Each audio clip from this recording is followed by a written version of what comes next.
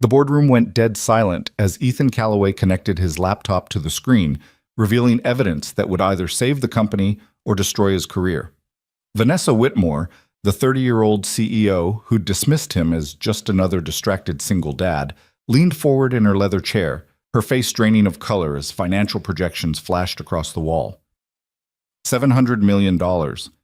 That's what her arrogance was about to cost them. But before anyone could speak, the door creaked open. A small voice broke through the tension. "Daddy, I'm hungry." Every executive turned to see 6-year-old Lily standing there, clutching her stuffed rabbit, completely unaware she'd just walked into the fight of her father's life. If you want to see how this father protects everything he's built, stay until the end. And drop a comment with your city so I can see how far this story travels. The fluorescent lights in Ethan Callaway's apartment flickered at 5:47 a.m., pulling him from sleep that felt more like blinking. He lay there for 3 seconds, just 3, before Lily's alarm started chirping from the room next to his. "I got it, sweetheart," he called out, his voice rough. His feet hit the cold floor. 32 years old, and he couldn't remember the last morning he'd woken up actually rested. The coffee maker was already programmed, already gurgling to life in the kitchen. Small victories. Lily's door was covered in crayon drawings of rabbits. He pushed it open gently.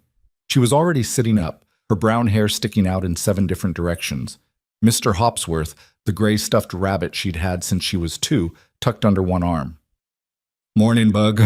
"Is it school day?" Her voice was sleepy, small. "Yeah. Thursday. Almost a Friday." She nodded seriously, like this information required great thought. Then she held up Mr. Hopsworth. "He says he doesn't want oatmeal again." Mr. Hopsworth's outvoted, 2 against 1. Ethan reached down and scooped her up, rabbit and all. She was getting heavier, growing faster than he could keep up with. In the kitchen, he moved through the routine on autopilot. Oatmeal in the microwave, her school uniform laid out on the couch, navy jumper, white shirt, the little plaid bow she always wore crooked no matter how many times he fixed it. Vitamins, water bottle filled, homework folder checked. His phone buzzed. Marcus Chen, 6:02 a.m. "You seen this email from Vanessa?" Ethan's stomach dropped before he even opened it.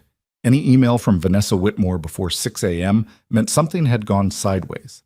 He thumbed to his work inbox. From v.whitmore@terranorth.com. To Senior Operations Team. Subject, Accelerated Timeline. Rotterdam. Signing. Sent, 5:31 a.m. Team, change of plans. Our Rotterdam partners are pushing the signing to tomorrow, 2 p.m. Eastern Standard Time. I need final contract review completed by end of business today. No exceptions. This deal has been 18 months in the making, and I won't let logistics slow us down now. VW. Ethan read it twice, then a third time. Tomorrow. She wanted to close a $1.2 billion international shipping agreement with less than 36 hours of final review. "Daddy, it's beeping." The microwave. He grabbed the oatmeal, stirred in a spoonful of honey the way Lily liked it, and set it down in front of her. His mind was already somewhere else. "Not too hot?" She shook her head, mouth full. He texted Marcus back with one hand while spreading peanut butter on bread for her lunch. "Saw it. She's moving too fast." 3 dots appeared immediately. "You gonna tell her that?" Ethan almost laughed. Tell Vanessa Whitmore she was wrong? The woman had built Terra North International from a mid-tier logistics company into a global shipping powerhouse in 6 years. She was brilliant, ruthless, and had exactly 0 patience for people who questioned her timeline. Someone should. Good luck with that, man. By 7:15, they were out the door. Lily's backpack was too big for her, the strap sliding down her thin shoulders as they walked to the bus stop. Other parents were already there. Maria from 4C with her twins, the older gentleman whose name Ethan could never remember. A few others scrolling through phones. "Mr. Callaway." Maria smiled at him. "You look exhausted." "Yeah, well," he shrugged. "Thursday." Ain't that the truth? Lily was quiet beside him, watching the street for the bus. She'd been quieter lately. Ever since the nightmares started again last month, the ones where she called out for her mom in the dark, half asleep, and Ethan had to go in and remind her gently that mommy wasn't coming back. Rachel had left when Lily was 3. Just packed her things one afternoon while Ethan was at work and disappeared. No fight, no final conversation. Just gone. The divorce papers came by mail 6 weeks later. Her parental rights signed away without a custody battle, without even asking to say goodbye. Ethan never told Lily the whole truth. How could he? How do you explain to a 6-year-old that her mother chose to leave and never looked back? The bus pulled up with a hiss of air brakes. Love you, Bug. Have a good day. Love you. Lily kissed his cheek, sticky from oatmeal, and climbed the steps, Mr. Hopsworth's ear poking out of her backpack. He watched until the bus turned the corner. Then he headed for the subway. Terra North International's headquarters occupied floors 18 through 32 of a glass tower in the financial district. Ethan's keycard got him through the turnstiles at 8:07 a.m., and he took the elevator up to 23 where operations lived. The floor was already chaos. Ethan, thank God. Priya from his team practically jogged over, tablet in hand. Did you see Vanessa's email? Yeah. We're supposed to have the full contract review done by 5. The Rotterdam agreement is 467 pages. Even if we divide it up, I know. He dropped his bag at his desk. Get Marcus and Todd. Conference room in 10 minutes. We'll split it by section, shipping terms, liability clauses, port agreements, insurance riders. Everyone takes a quarter. Already on it. Priya was good, sharp. She'd make senior analyst within a year if she kept this up.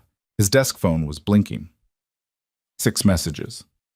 He ignored them and pulled up the contract file on his computer.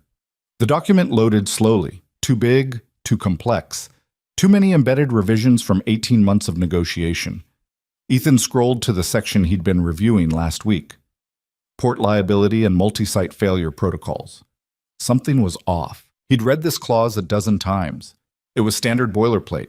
If a shipment failed at one port, the backup routing clause kicked in. Simple. Clean. But now the wording was different. He leaned closer to the screen. In the event of coordinated failure across multiple designated port facilities, financial liability for cargo loss, storage fees, and contractual penalties shall transfer in full to the primary contracting entity. Transfer in full. That wasn't right. In the original version, liability was shared proportionally between Terra North and the Rotterdam partners based on a complex formula tied to which side controlled each failed port. It was a pain to calculate, but it was fair. This new version dumped everything onto whoever was listed as primary contracting entity, which was Terra North.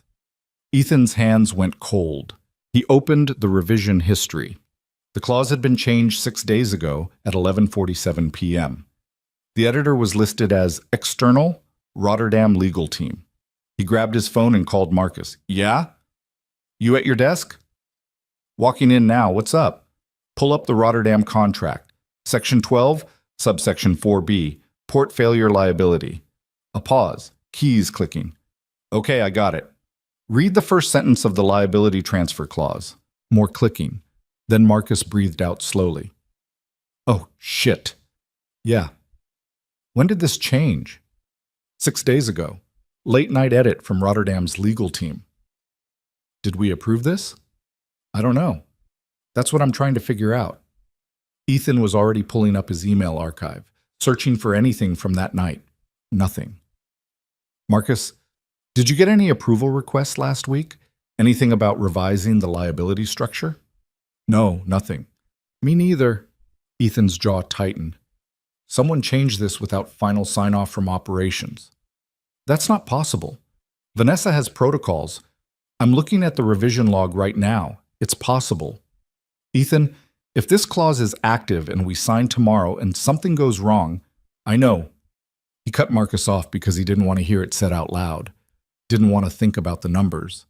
But he had to. Terra North operated through 43 port facilities across 18 countries. If even 3 of them failed simultaneously, weather, labor strike, infrastructure collapse, anything, the cargo losses alone could hit $200 million. Add in contractual penalties and storage fees, and they were looking at $500 million. Maybe more. We need to tell Vanessa, Marcus said. Yeah. Ethan was already standing. Yeah, we do. Basrawasig. Vanessa Whitmore's office was on the 31st floor, corner suite, floor-to-ceiling windows overlooking the harbor. Her assistant, a polished woman in her 40s named Diane, looked up as Ethan approached. "Mr. Calloway, do you have an appointment?" "No, but I need 5 minutes. It's urgent." Diane's expression didn't change. "Ms. Whitmore is preparing for the Rotterdam call at 9. She asked not to be disturbed." "Diane, this is about the Rotterdam contract. There's a problem." I'll let her know you stopped by. "I need to see her now." The door to Vanessa's office opened. She stood there in a charcoal suit, dark hair pulled back, phone pressed to her ear. She was younger than most CEOs, only 30. But she carried herself like someone who'd never doubted her place in a room.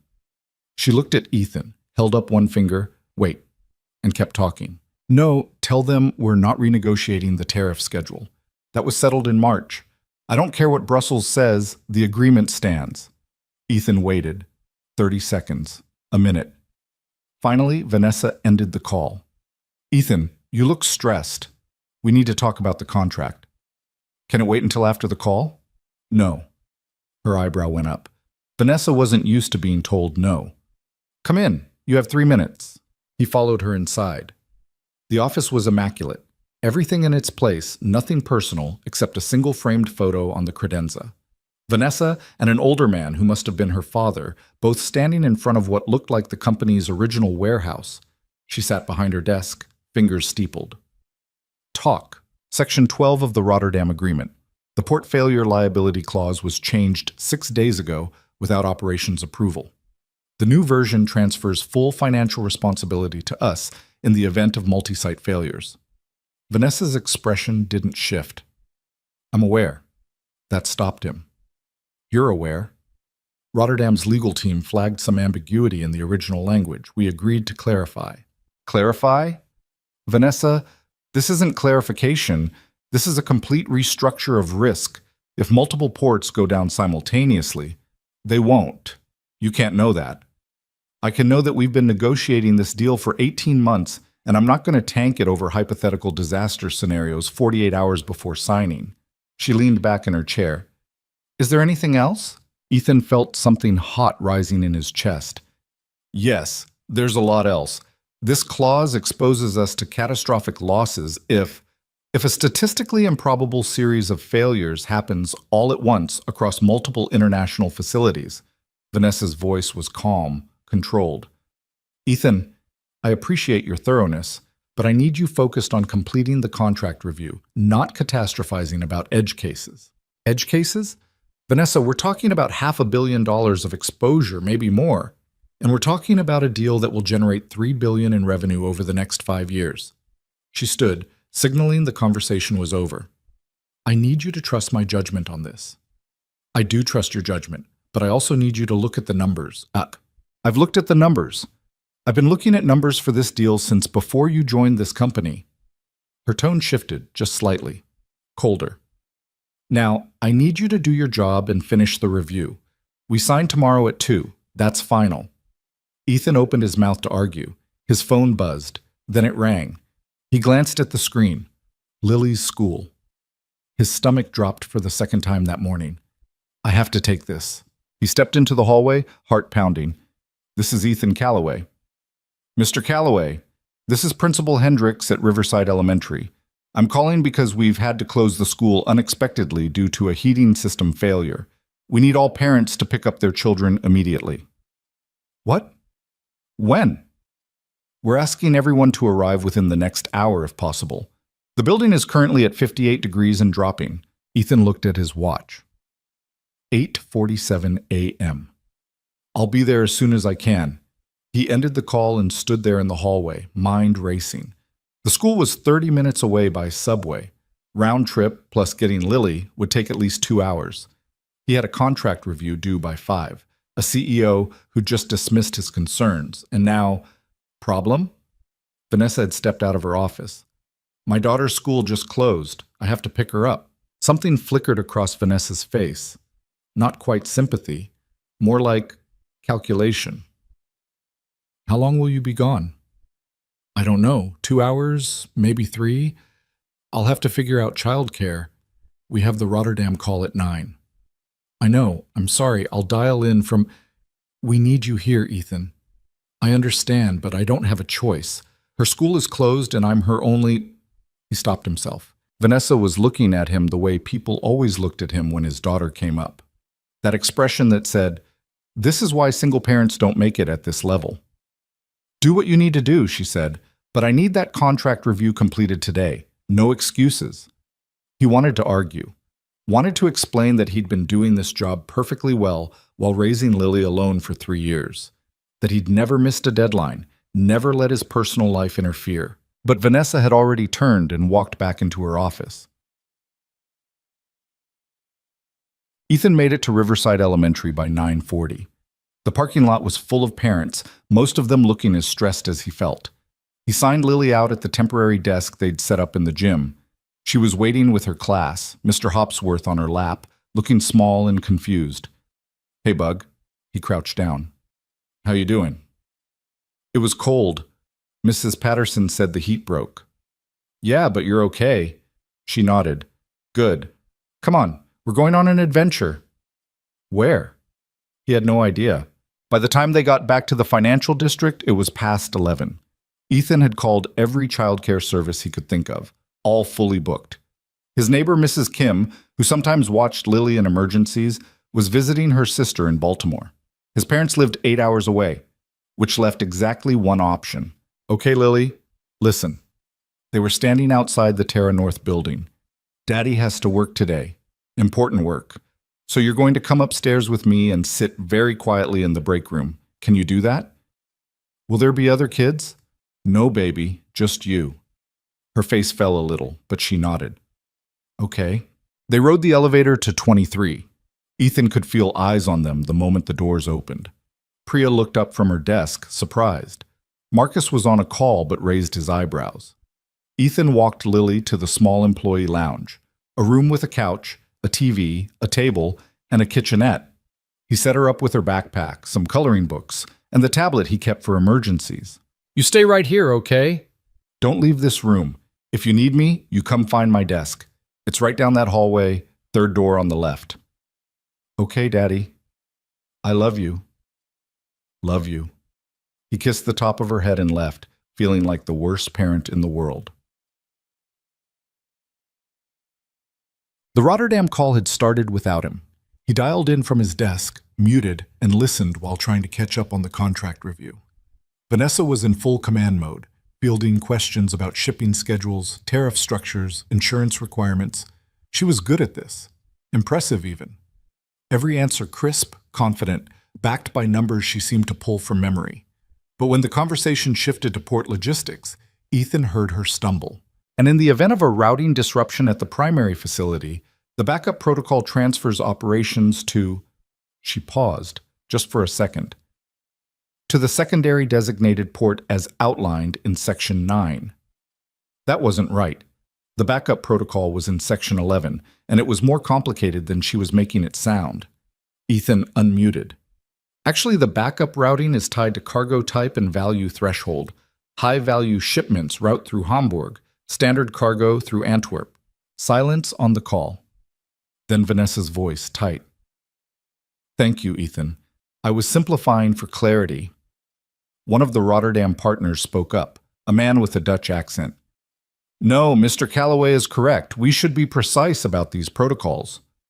The call continued. Ethan stayed unmuted, making small corrections when needed. Each time, he could feel Vanessa's irritation growing. When the call finally ended at 12:30, his phone rang immediately. "My office. Now." "Oi, Greg." Vanessa was standing when he walked in, arms crossed. "What the hell was that?" "I was helping. You were undermining me in front of our partners." "I was making sure the information was accurate." "I know the information is accurate. I've been living this deal for 18 months.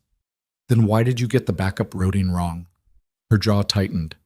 "I didn't get it wrong. I was simplifying." "Vanessa, they asked a direct technical question. You can't simplify that." "Don't tell me what I can and can't do." She stepped closer. "You show up late. You bring your child to the office, and then you interrupt me on a critical call to play hero. This is exactly why. She stopped herself. Why what? Nothing. No, say it. This is exactly why what? She looked at him for a long moment. This is why people with complicated personal situations struggle at the executive level. There are too many distractions. The words hung there. Ethan felt something crack inside his chest. Distractions, he repeated quietly. I didn't mean my daughter isn't a distraction. She's my daughter, and I'm here, doing my job while taking care of her because that's what single parents do. We don't get the luxury of choosing one or the other. I understand that, but do you? He was angrier than he'd been in years. Because from where I'm standing, it seems like you've already decided I'm not capable of both. Which is why you dismissed me this morning when I tried to warn you about a contract clause that could destroy this company. I dismissed you because you were wrong. I'm not wrong, and you know it. They stared at each other. Finally, Vanessa's expression went cold. Get back to work, Ethan, and keep your daughter out of the common areas. This is a corporate office, not a daycare. He left without another word. The afternoon crawled by. Ethan reviewed contract sections, flagged minor issues, tried to focus, but his mind kept circling back to that liability clause. At 2:30, he went to check on Lily. She was exactly where he'd left her, coloring quietly. Mr. Hopsworth sat on the table, watching over her. How you doing, Bug? I'm hungry. Damn, he'd forgotten lunch. Okay, let me see what I can find. The vending machine on 23 was broken. He took Lily down to the cafeteria on the main floor, bought her a grilled cheese and apple slices, sat with her while she ate. Is your work done? She asked. Not yet. When will it be done? I don't know, sweetheart. Are you in trouble? He looked at her. 6 years old, and she could already read him too well. No, I'm not in trouble. You look sad. I'm just tired. She reached across the table and patted his hand. It's okay, Daddy. You're doing a good job. Something in his throat went tight. They went back upstairs. By 4 p.m., Ethan had finished his portion of the contract review. No major issues except for the one Vanessa refused to address. He pulled up his email and wrote a new message. 2v.whitmore@terranorth.com. CC Operations Senior Team. Subject: Urgent. Section 12. Liability Concerns. Vanessa, I'm formally documenting my concern regarding the revised port failure liability clause in Section 12.4-B of the Rotterdam Agreement. The current language exposes Terra North to uncapped financial losses in the event of coordinated multi-site failures. I've attached a risk analysis showing potential exposure ranges from $400 million to $850 million, depending on scope of failure. I strongly recommend we renegotiate this clause before signing. I understand this may delay the timeline, but I believe the risk is too significant to ignore. Ethan Callaway, Operations Manager. He attached the spreadsheet he'd been building all afternoon, scenarios, probability matrices, financial projections, and hit send. Then he sat back and waited. The response came 8 minutes later. From v.whitmore@terranorth.com to e.callaway@terranorth.com. Ethan, your concerns are noted. However, I've consulted with legal and finance, and we're comfortable with the risk profile. The signing will proceed as scheduled. VW. That was it. Noted and dismissed. Ethan read the email 3 times. Then he forwarded it to his personal account along with every other piece of documentation he had: the original contract, the revised version, his risk analysis, the email chain. He didn't know why exactly, just instinct. Something about this felt wrong.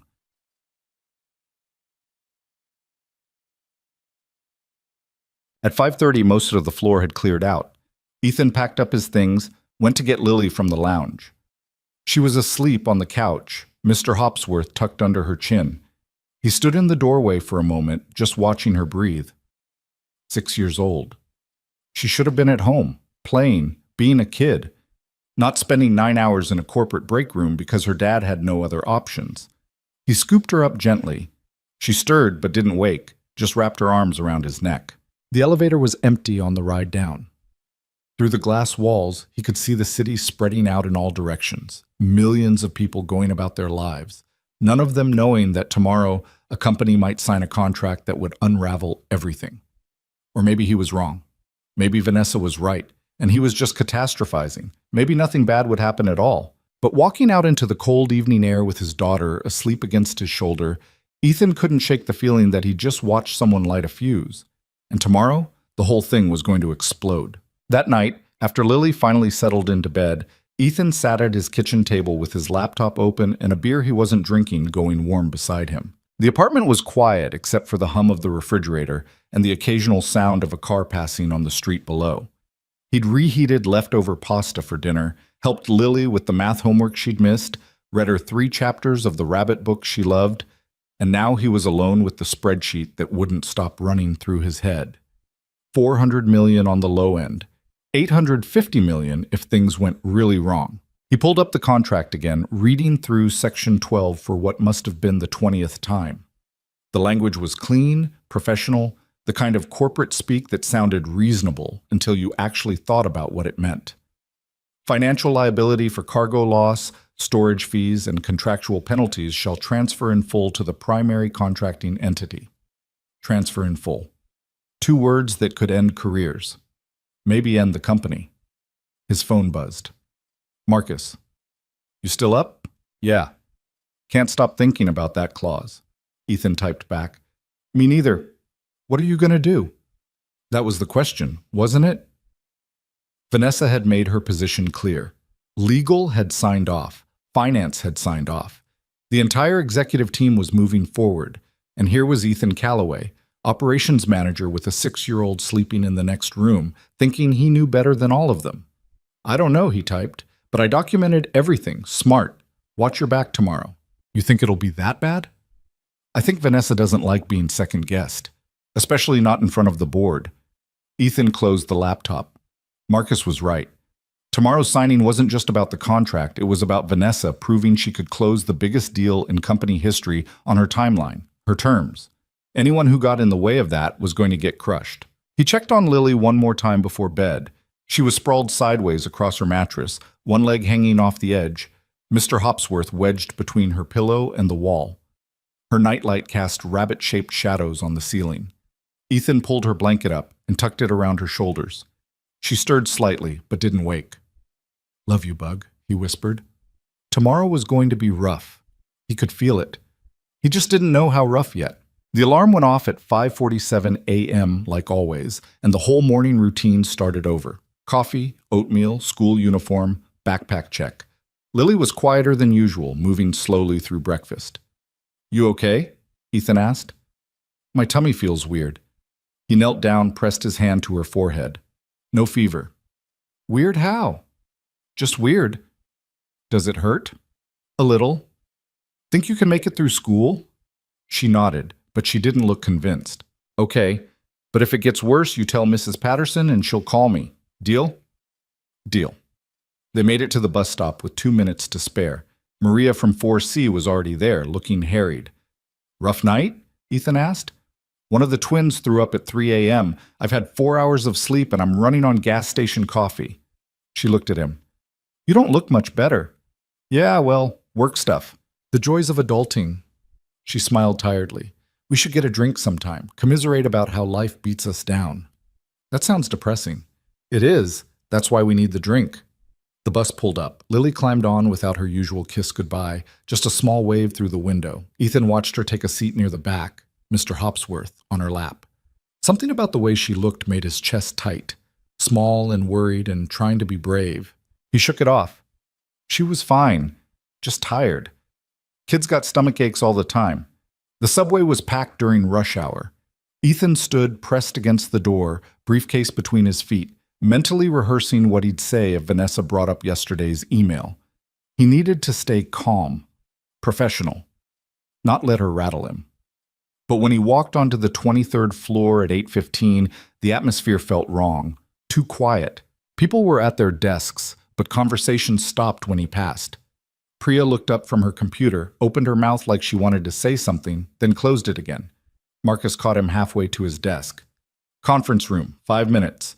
Vanessa called a pre-signing meeting. She say why? No, but she specifically asked for you to be there. Ethan's stomach dropped. Great. Yeah, support more some. Marcus lowered his voice. Listen, I don't know what's going on, but something feels off. Just be careful. The conference room on 23 was smaller than the executive suite upstairs. Glass walls, a table that seated 12, a screen for presentations. When Ethan walked in, 6 people were already there. Vanessa sat at the head of the table, perfectly composed in a navy suit. To her right was James Kellerman, the company's chief legal counsel, a man in his 50s with gray hair and the permanent expression of someone expecting bad news. Across from him sat Patricia Voss from finance, sharp-eyed and unsmiling. 3 other senior managers filled out the rest of the seats. People Ethan knew by name but rarely worked with directly. Ethan, close the door. Vanessa didn't look up from the tablet in front of her. He closed it and took the empty seat at the far end of the table. Everyone was looking at him, except Vanessa. I want to address the email you sent yesterday, Vanessa said finally, still scrolling through whatever was on her screen, regarding Section 12 of the Rotterdam contract. Okay, you raised concerns about the liability clause, specifically the financial exposure in the event of multi-site port failures. Yes. Now she looked up. James, can you explain to Ethan why those concerns are unfounded? Kellerman cleared his throat. He had a folder open in front of him, dense with highlighted text. The liability clause in question does shift financial responsibility to Terra North in the event of coordinated failures. However, our risk assessment shows the probability of such an event occurring is less than 0.2%. We're talking about a scenario that would require simultaneous infrastructure collapse or operational failure across at least 3 geographically dispersed facilities. And the likelihood of that happening is essentially 0, Patricia added. We've reviewed historical data going back 20 years. There's no precedent for this kind of cascading failure in our port network. Ethan kept his voice level. With respect, unprecedented doesn't mean impossible. We're expanding into 12 new port facilities over the next 18 months as part of this agreement. That increases our exposure significantly, which we've accounted for, Patricia said. The projected revenue from this deal more than justifies the theoretical risk. Theoretical risk of $800 million. The room went quiet. Vanessa leaned back in her chair.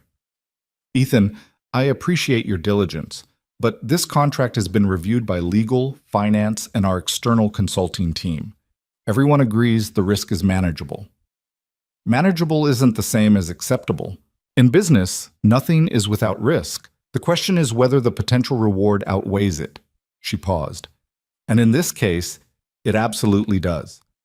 We're talking about a deal that will triple our European shipping capacity and position us as the dominant logistics provider in the North Atlantic corridor. That doesn't happen by being afraid of statistical outliers. I'm not afraid. I'm being realistic. Are you? Vanessa's tone shifted slightly, colder. Because from where I'm sitting, it looks like you're trying to derail an 18-month negotiation based on a worst-case scenario that our entire leadership team has deemed acceptably remote. I'm trying to protect the company. So am I. That's my job. She closed her tablet. Here's what's going to happen. At 2 p.m. today, we're signing this agreement. The Rotterdam partners, the board, and our entire executive team will be present. It will be professional, efficient, and final. What I need from you is to be supportive of that process. Can you do that? Ethan felt the weight of 6 pairs of eyes on him.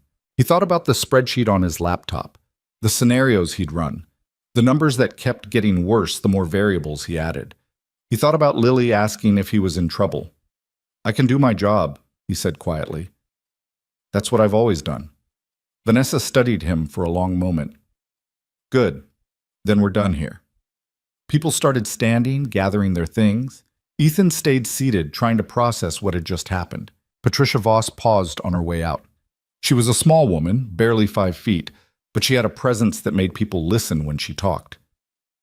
Ethan, she said, voice low enough that only he could hear, pick your battles. This isn't one you're going to win. Then she was gone. Ethan sat alone in the empty conference room, staring at the table. He'd been dismissed. Again. Not just by Vanessa this time, but by the entire leadership team. The worst part was, they might be right. Maybe he was catastrophizing. Maybe the risk really was acceptably low and he was just seeing problems where none existed. Or maybe they were all so focused on closing the deal that they couldn't see the trap they were walking into. His phone rang. Lily's school. Not again. This is Ethan Calloway. Mr. Calloway, this is the nurse's office at Riverside Elementary. Lily came in about 20 minutes ago complaining of stomach pain. She says it's worse than this morning. How bad? She's not running a fever and there's no vomiting, but she's pretty uncomfortable. I think she should go home. Ethan closed his eyes. I'll be there as soon as I can. Thank you. She's resting in my office. He ended the call and just sat there for 10 seconds, trying to figure out how this day could possibly get worse. Then he stood up and went to find Marcus. Marcus was at his desk, headphones on, working through something on his screen. He pulled them off when Ethan approached. That meeting looked fun. It was great. Listen, I need a favor. Name it. Lily's sick. I have to pick her up from school again. Can you cover the pre-signing review meeting at 11? Marcus hesitated. Just for a second. Yeah, of course. Is she okay? Stomachache, probably nothing, but the nurse wants her home. You need help with anything? No, Ethan stopped. He didn't know what he needed. Thanks. I'll be back before the signing. Don't worry about it. Take care of your kid. Ethan grabbed his briefcase and headed for the elevators. As he passed Vanessa's office, he saw her through the glass wall, on the phone again, animated and confident. She didn't even glance his way. Lily was curled up on the vinyl couch in the nurse's office when Ethan arrived. Mr. Hopsworth clutched to her chest. She looked small and miserable. Hey, Bug. Daddy. Her voice was tiny.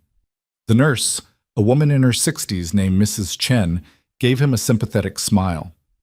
She's been very brave. I think she just needs rest and maybe some bland food. If the pain gets worse or if she develops a fever, call her pediatrician. I will. Thank you. He scooped Lily up, grabbed her backpack, and carried her to the car. She was heavier than she used to be, but still light enough that he could manage. She rested her head against his shoulder the whole way. Does it still hurt? He asked. A little.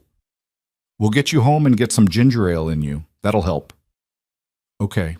Back at the apartment, he set her up on the couch with blankets, the TV on low, and a glass of ginger ale on the coffee table.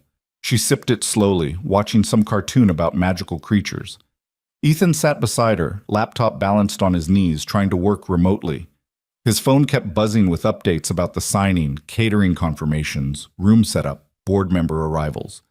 At 11:30, Marcus texted, "Pre-signing review is done. Everything's moving forward. How's Lily?" "Resting." "I'll be there by 1. You sure?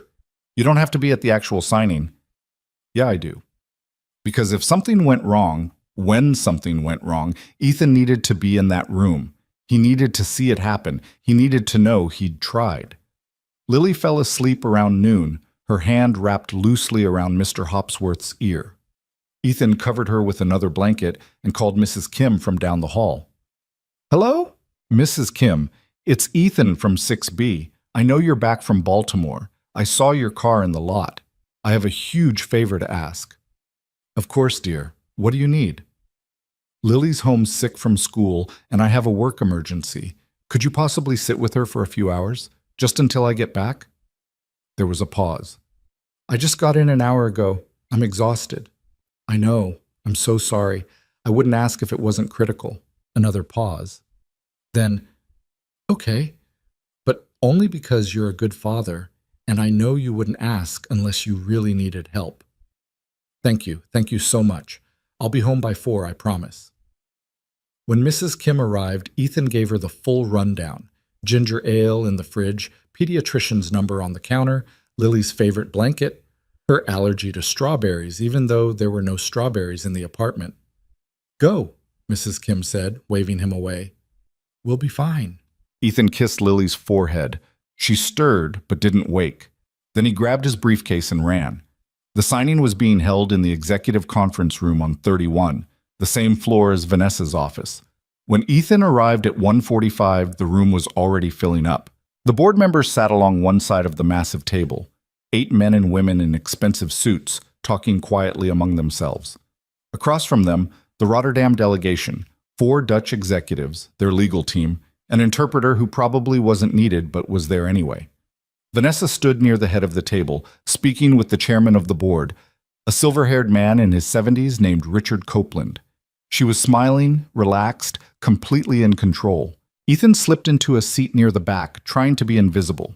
James Kellerman was setting up the signing documents, thick binders of paper that would be ceremonially signed even though the real contract was digital. Patricia Voss sat nearby, reviewing something on her phone. Marcus caught Ethan's eye from across the room and gave a small nod. At exactly 2 p.m., Vanessa called the room to attention. "Thank you all for being here. Today marks a significant milestone for Terra North International. After 18 months of negotiation, we're finalizing an agreement that will transform our position in the European shipping market and create unprecedented growth opportunities for the next decade." Polite applause. The Rotterdam executive smiled. Vanessa continued, "Before we sign, I want to acknowledge the incredible work of our legal and operations teams. This deal represents thousands of hours of careful planning and strategic thinking. We're not just signing a contract today. We're building a partnership that will define the future of international logistics." More applause. Richard Copeland was nodding approvingly. Ethan felt sick. The presentation went on for another 10 minutes. Highlights of the agreement, revenue projections, expansion timelines. Everything sounded perfect, visionary, like nothing could possibly go wrong. Then came the questions. One of the board members, a woman named Susan Dryden, raised her hand. "Vanessa, can you walk us through the risk mitigation strategies, particularly around operational failures?" "Absolutely. We've built in multiple redundancy layers. If any single facility experiences disruption, we have automated backup routing protocols that distribute cargo across our network. Our insurance coverage has been expanded to include force majeure events, labor disputes, and infrastructure failures." "And what about coordinated failures across multiple sites?" Ethan's attention sharpened. Vanessa didn't miss a beat. "The probability of that scenario is statistically negligible. We've analyzed 20 years of operational data and found no precedent for the kind of cascading failure that would trigger significant liability. Additionally, our contract includes dispute resolution mechanisms that would allow us to negotiate settlements rather than absorbing full losses immediately." It sounded good, confident, reasonable. It was also not quite true. The dispute resolution clause Vanessa was referencing applied to disagreements about contract interpretation, not to financial liability in the event of actual cargo losses. If ships were sitting in failed ports racking up storage fees and penalties, there was nothing to dispute. The money would be owed immediately. One of the Rotterdam executives spoke up, a tall man with wire-rimmed glasses. "I want to clarify something about Section 12, the revised liability clause. We made those changes to ensure clear accountability, yes?" "That's correct," Vanessa said. The original language had some ambiguity around shared responsibility. The revision makes it explicit that Terra North assumes primary liability in exchange for primary operational control. It's a fair trade-off that actually gives us more autonomy in how we manage disruptions. The Dutch executive nodded, satisfied. Ethan's hands were clenched under the table. She was spinning it, making it sound like Terra North was gaining something when in reality they were accepting uncapped exposure to catastrophic losses. And everyone in the room was buying it. "Any other questions?" Vanessa looked around. "No? Then let's make this official." The signing ceremony was quick. Vanessa and the lead Rotterdam executive, a man named Henrik Vanderberg, sat at the head of the table with cameras flashing. They signed page after page, initialing, dating, shaking hands for photos. The board members applauded. Champagne appeared from somewhere. People started mingling, congratulating each other. Ethan stayed in his seat, watching it all unfold like a slow-motion car crash. Marcus appeared beside him. "You okay?" "No." "Yeah. Me neither. I documented everything. Every warning I gave, every email. Smart. Doesn't feel smart. Feels like covering my ass while the ship goes down." "That's because it is." Marcus sat down. "But you did what you could. You told them. They didn't listen. That's on them now." Ethan watched Vanessa across the room, laughing at something Henrik Vanderberg said. She looked triumphant, like she'd just won the biggest hand of her life. Maybe she had. Or maybe she'd just bet everything on a pair of twos and didn't know it yet. The celebration went on for another hour. Ethan stayed long enough to be polite, then slipped out and headed back to his desk. The floor was mostly empty. Everyone was either upstairs at the signing or had left for the day. He sat down and pulled up his email. There was a new message from Vanessa sent to the entire company. From v.whitmore@terranorth.com. To all staff, subject, historic agreement finalized team. I'm thrilled to announce that we've successfully closed our partnership agreement with Rotterdam Global Shipping. This deal represents the largest single expansion in Terranorth's history and positions us for extraordinary growth in the coming years. Thank you to everyone who contributed to making this possible. Your hard work and dedication are what make this company great. Vanessa Whitmore, CEO Short. Professional. Victorious. Ethan closed the email and opened his personal folder, the one where he'd backed up everything: contract revisions, risk analyses, email chains, his formal objections. Then he created a new folder and labeled it Rotterdam, CYA, cover your ass. He hated that he was thinking this way, hated that he was preparing for disaster instead of hoping he was wrong. But he'd learned a long time ago that hope didn't pay the bills or protect your kid when everything fell apart. His phone buzzed. Mrs. Kim, Lily's awake, feeling a bit better. Ate some crackers. Thank you, I'll be home in 30 minutes. He shut down his computer, grabbed his briefcase, and walked to the elevator. When he got home, Lily was sitting up on the couch, coloring in one of her books. Mrs. Kim was in the kitchen making tea. Daddy! Lily's face lit up. Hey, Bug, feeling better? A little. Mrs. Kim made me toast. That was nice of her. He looked at Mrs. Kim. Thank you so much. What do I owe you? Nothing. Just be kind to someone else when they need help. After Mrs. Kim left, Ethan sat on the couch with Lily tucked against his side. She was warm and small and the only thing in his life that made any sense. Did you fix the work problem? She asked. No, baby, I don't think I did. That's okay. You tried. He kissed the top of her head. Yeah, I tried. They sat there for a while, not talking, just being together. Outside, the sun was starting to set, turning the sky orange and pink. Ethan's phone was face down on the coffee table. He didn't pick it up, didn't check his email, didn't think about contracts or liability clauses or career-ending mistakes. For right now, in this moment, he just held his daughter and let the rest of the world be someone else's problem.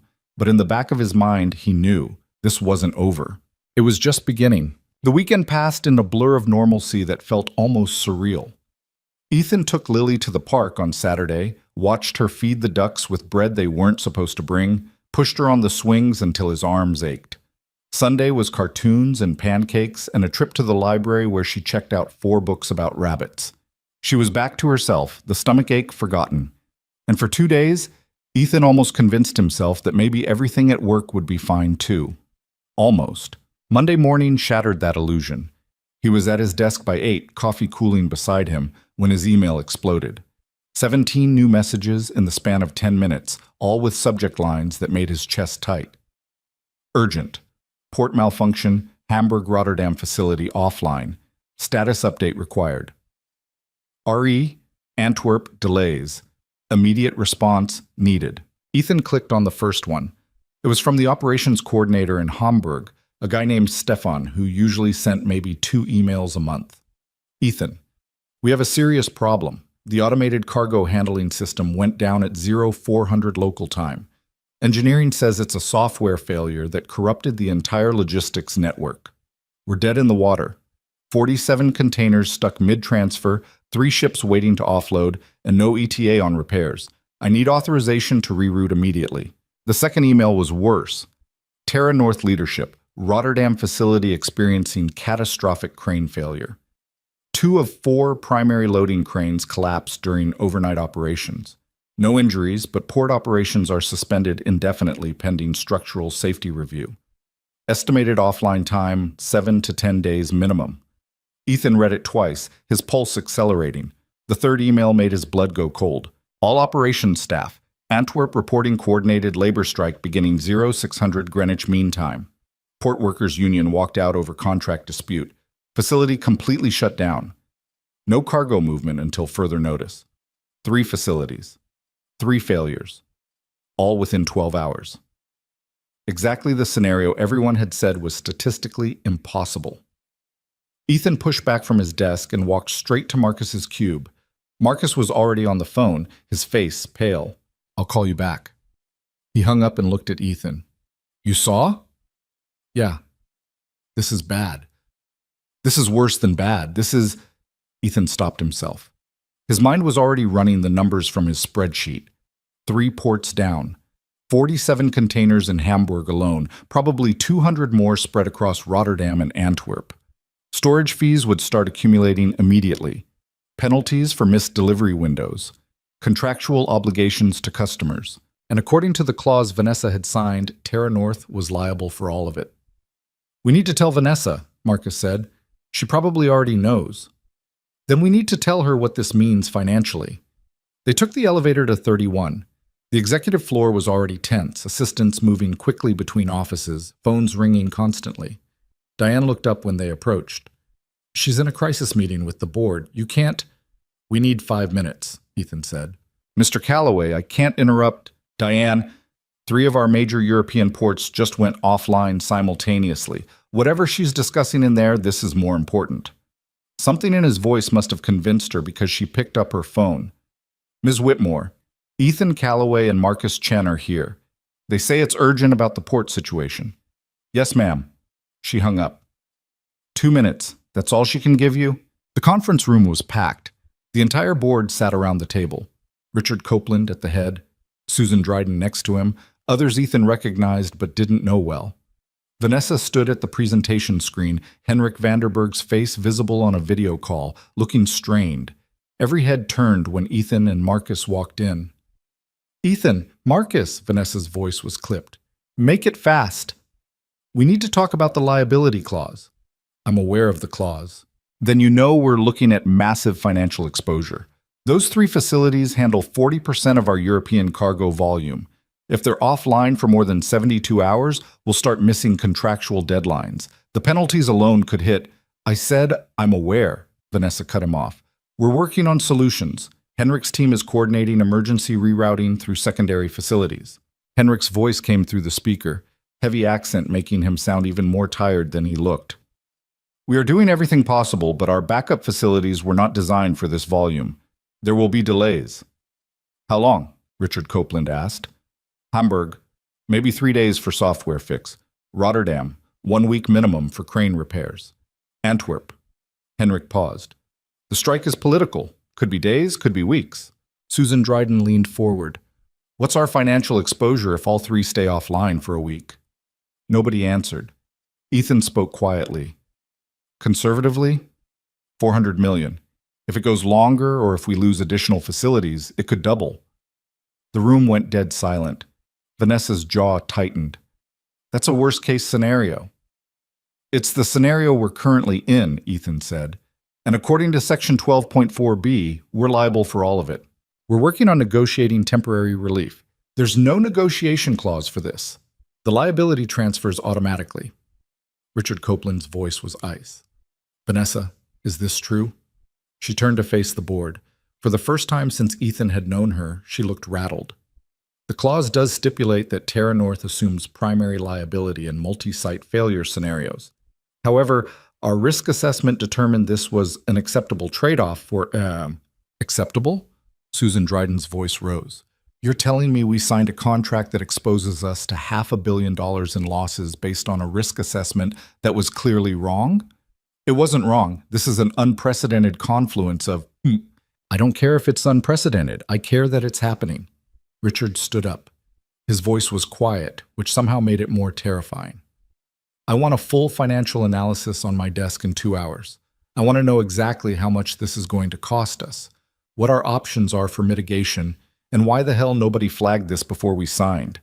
He looked directly at Ethan. "Mr. Calloway, you're leading that analysis. Use whoever you need from finance and operations." "Yes, sir." "Everyone else out. I need to speak with Vanessa privately." The board members filed out. Ethan and Marcus left quickly, not looking back. In the hallway, Marcus let out a long breath. That was brutal. "It's going to get worse." They went back down to 23 and immediately pulled in Priya and two analysts from finance. Ethan laid out what he needed: current cargo volumes at each affected facility, contractual penalty structures, storage fee calculations, insurance coverage limits, everything. "How fast do you need this?" Priya asked. 2 hours. "That's impossible." "I know, do it anyway." They scattered to their desks. Ethan pulled up his original risk analysis spreadsheet and started updating it with real numbers. 47 containers in Hamburg, at least 200 in Rotterdam. Antwerp was harder to estimate. The strike had hit right at shift change, so cargo was scattered across 3 different terminals. His phone rang. Unknown number. Ethan Callaway. Then, "Mr. Callaway, this is Jennifer Ramos from Maritime Insurance Group. I'm calling about the situation in Europe. We need to discuss coverage limits." His stomach sank. "What about them?"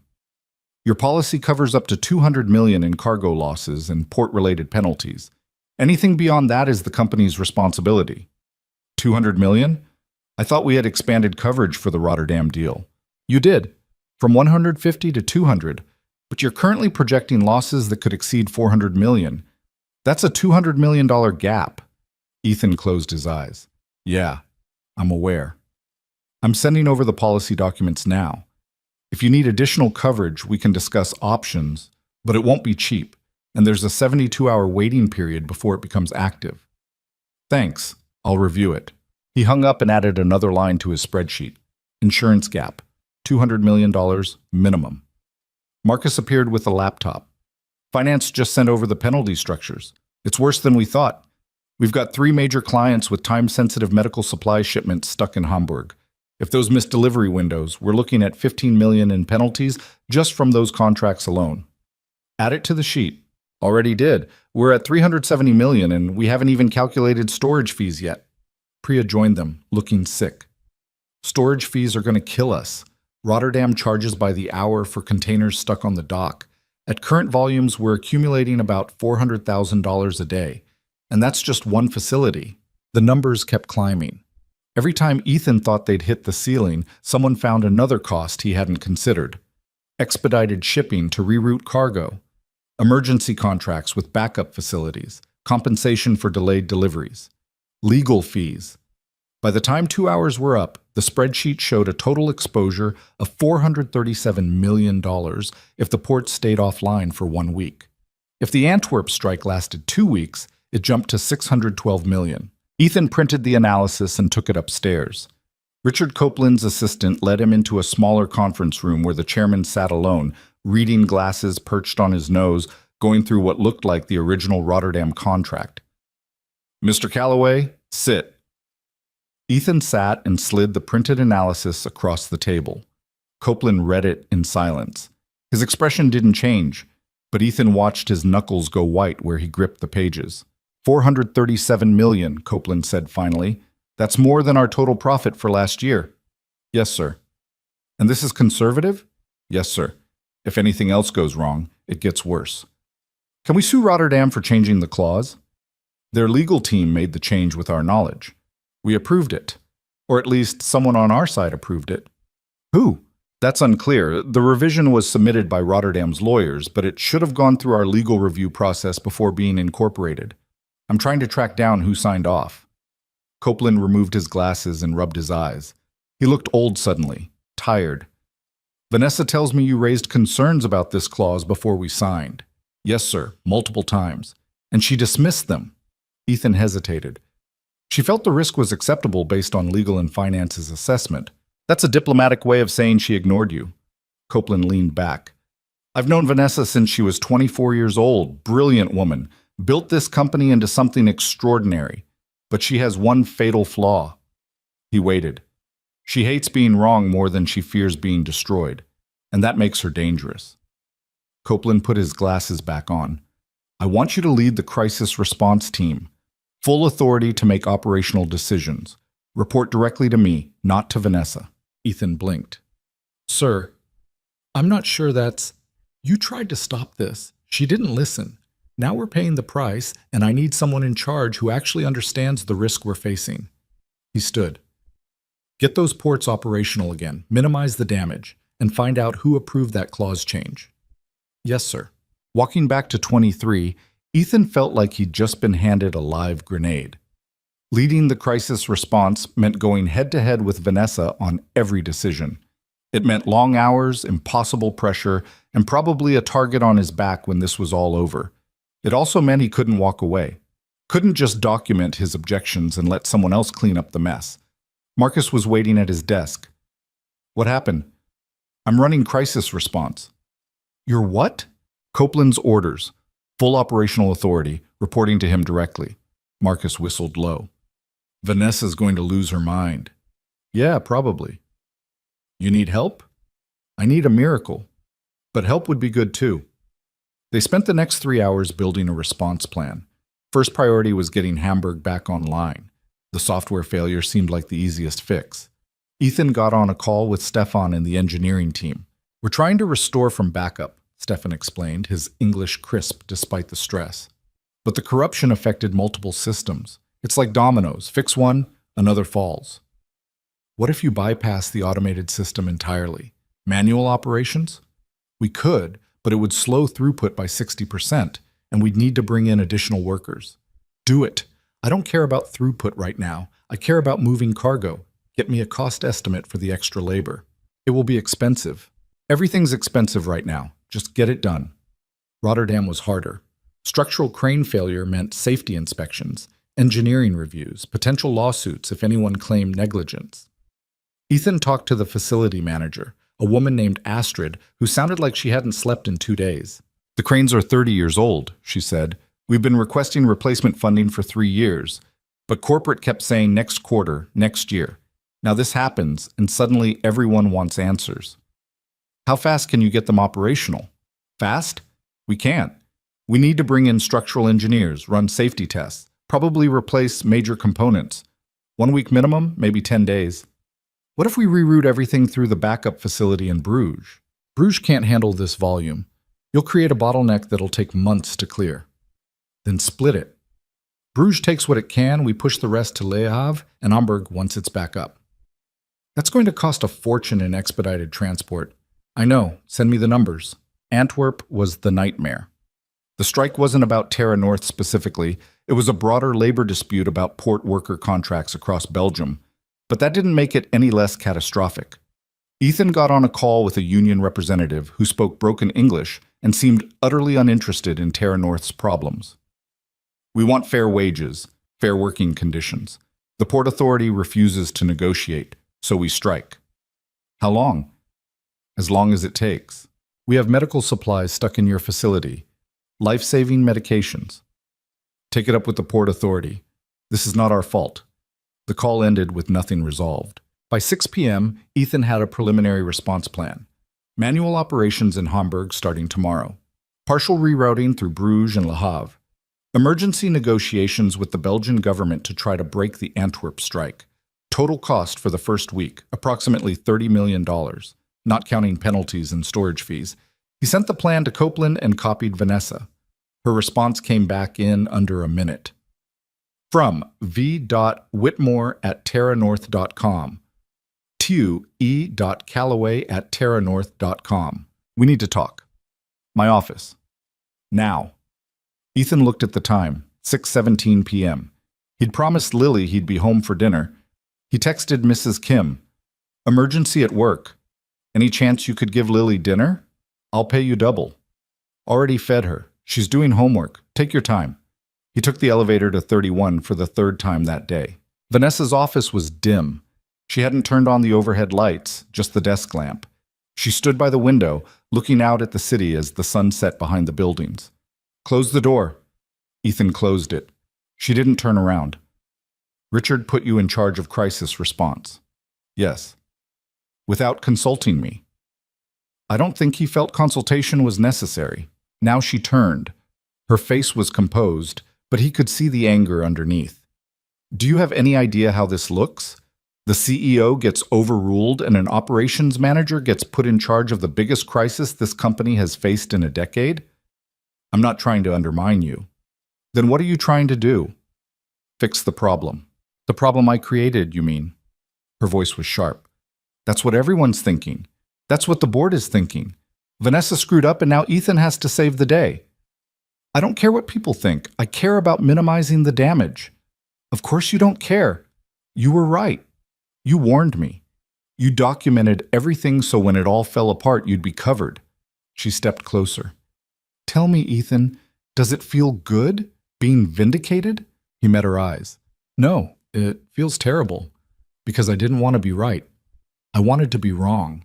I wanted this deal to work out perfectly and for you to prove that I was just being paranoid. But you weren't paranoid. No, I wasn't. She looked away. For a long moment, neither of them spoke. I read your original risk analysis, Vanessa said quietly. The one you sent before the signing. It was thorough, detailed. You ran scenarios I didn't even consider. Legal and finance ran scenarios too. They ran the scenarios I wanted them to run, the ones that justified moving forward. She sat down heavily in her chair. I was so focused on closing the deal, on beating our timeline, on proving we could compete with the major European logistics companies, I stopped listening to the people trying to protect us. Ethan didn't know what to say to that. I'm not asking for sympathy, Vanessa continued. I'm just telling you that you were right to push back, and I was wrong to dismiss you. Okay. That's it? Okay? What do you want me to say? I don't know. I thought you'd be angrier. I don't have time to be angry. I have 3 ports to fix and a $400 million hole to dig us out of. He paused. And I have a 6-year-old daughter waiting at home who doesn't care about any of this. She just wants her dad. Vanessa looked at him for a long moment. You brought her to work last week, when her school closed. Yeah, that must have been difficult. It was necessary. I judged you for it, for having your personal life interfere with work. I know. I was wrong about that too. She stood. Go home to your daughter, Ethan. We'll regroup in the morning. He turned to leave. Ethan, he stopped. Thank you for trying to stop this, even when no one listened. He nodded and left. The subway ride home was packed with evening commuters. Ethan stood squeezed between a woman reading a paperback and a teenager with headphones blaring music loud enough that everyone could hear it. He closed his eyes and tried not to think about the spreadsheet showing $437 million in red. When he opened the apartment door, Lily was on the couch in her pajamas, Mr. Hopsworth beside her, watching a movie about talking animals. Daddy! Hey, Bug. He dropped his briefcase and sat next to her. She immediately curled into his side. Mrs. Kim made mac and cheese. It was really good. That was nice of her. Are you still fixing the work problem? Yeah, still working on it. Is it getting better? He thought about the cranes collapsed in Rotterdam, the software failure in Hamburg, the striking workers in Antwerp. Thought about Vanessa's face when she'd admitted she was wrong. Thought about Richard Copeland telling him he was now responsible for saving the company from a disaster he'd tried to prevent. It's getting clear, he said finally. That's something. Lily looked up at him with those big brown eyes that saw too much. You look really tired. I am really tired. Want to watch the movie with me? The bunny just found a magic carrot. Sure, Bug. I'd like that. They sat there together as the movie played and the apartment grew dark around them. Outside, somewhere in Europe, ports were failing and money was hemorrhaging and his career was probably hanging by a thread. But right here, right now, his daughter was warm against his side, and the bunny on the screen had just discovered that the magic carrot could grant wishes. And for just a little while, that was enough. The Magic Carrot movie ended around 8:30. Ethan carried Lily to bed, even though she was probably too big for that now, tucked her in with Mr. Hopsworth, and kissed her forehead. Love you, Bug. Love you, Daddy. He went back to the kitchen and opened his laptop. The crisis wouldn't wait for morning.